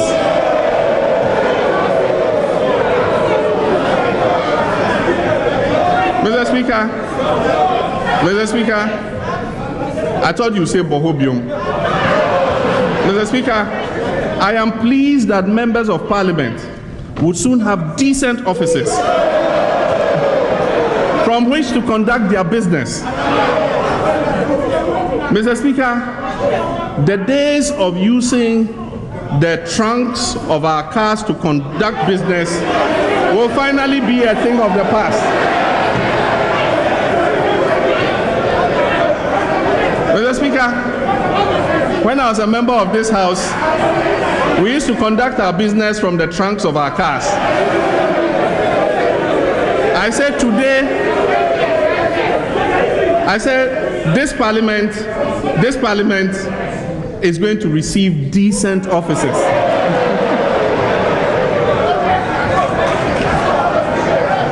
Mr. Speaker, the Constitutional Review Implementation Committee has been working hard to fulfill the mandate given to it, and it is my hope that very soon this House will lend its unalloyed support to achieve the objectives of the constitutional review exercise.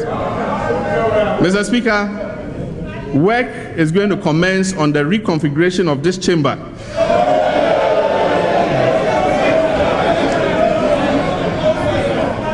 to accommodate your increased number of 275 for effective legislative work to take place.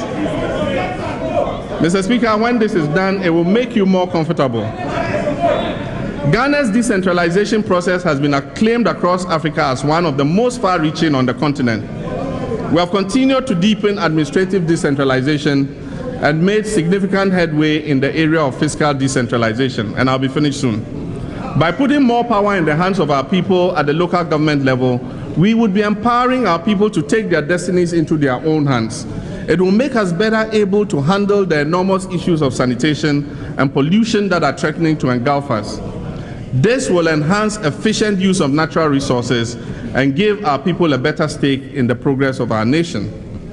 Mr. Speaker, Ghana's foreign policy has assumed prominence in the area of peacekeeping. We are getting more engaged in advancing regional integration in the West African and continental levels.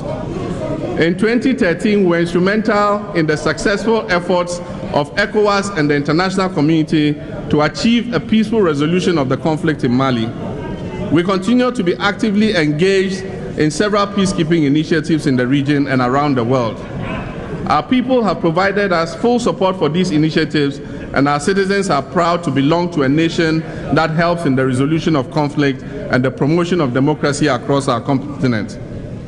Mr. Speaker, as the focus of this government is on the transformation of our economic structures, we are actively engaged with our neighbors in strengthening regional integration. A key part of this agenda relates to the very themes I have enumerated for our domestic economic growth, namely strategic infrastructure, energy, improved governance, and employment.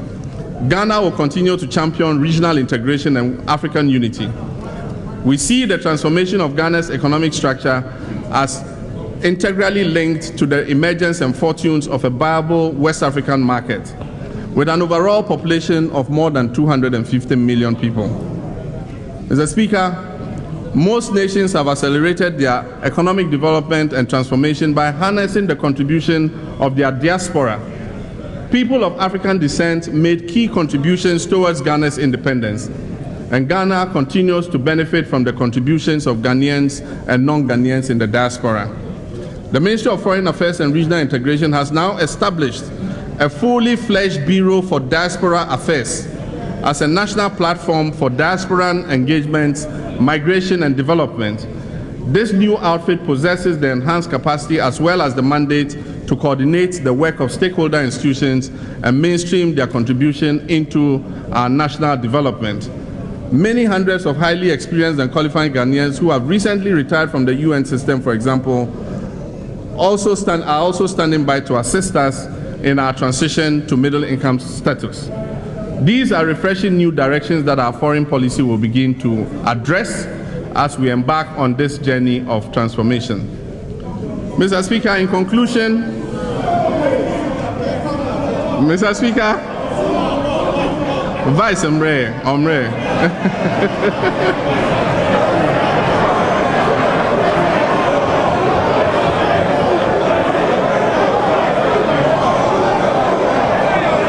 Were unanimous in bemoaning what seems to be a falling sense of selflessness and patriotism within our society.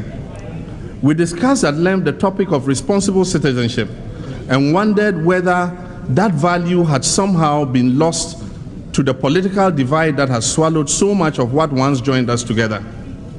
My first inclination is to believe that it has not. My inclination is to believe that Ghanaians are, at our core, the same people we were on March 6, 1957, when we became a free nation. I'm inclined to believe that those traits and values that led us to our liberation back then were passed down as gifts from one generation of Ghanaian to the next. Mr. Speaker, I began this address by stating that today, as I talked about where we are as a nation, I also wanted to talk about who we are as a nation. Ask any Ghanaian what it means to be from this country, what it means to be made in Ghana, so to speak, and she or he will respond with pride. I've witnessed it time and again, the pride with which we talk about our homeland, whether we're mentioning our leading role in African liberation or our leading role as UN peacekeepers since the inception of the program.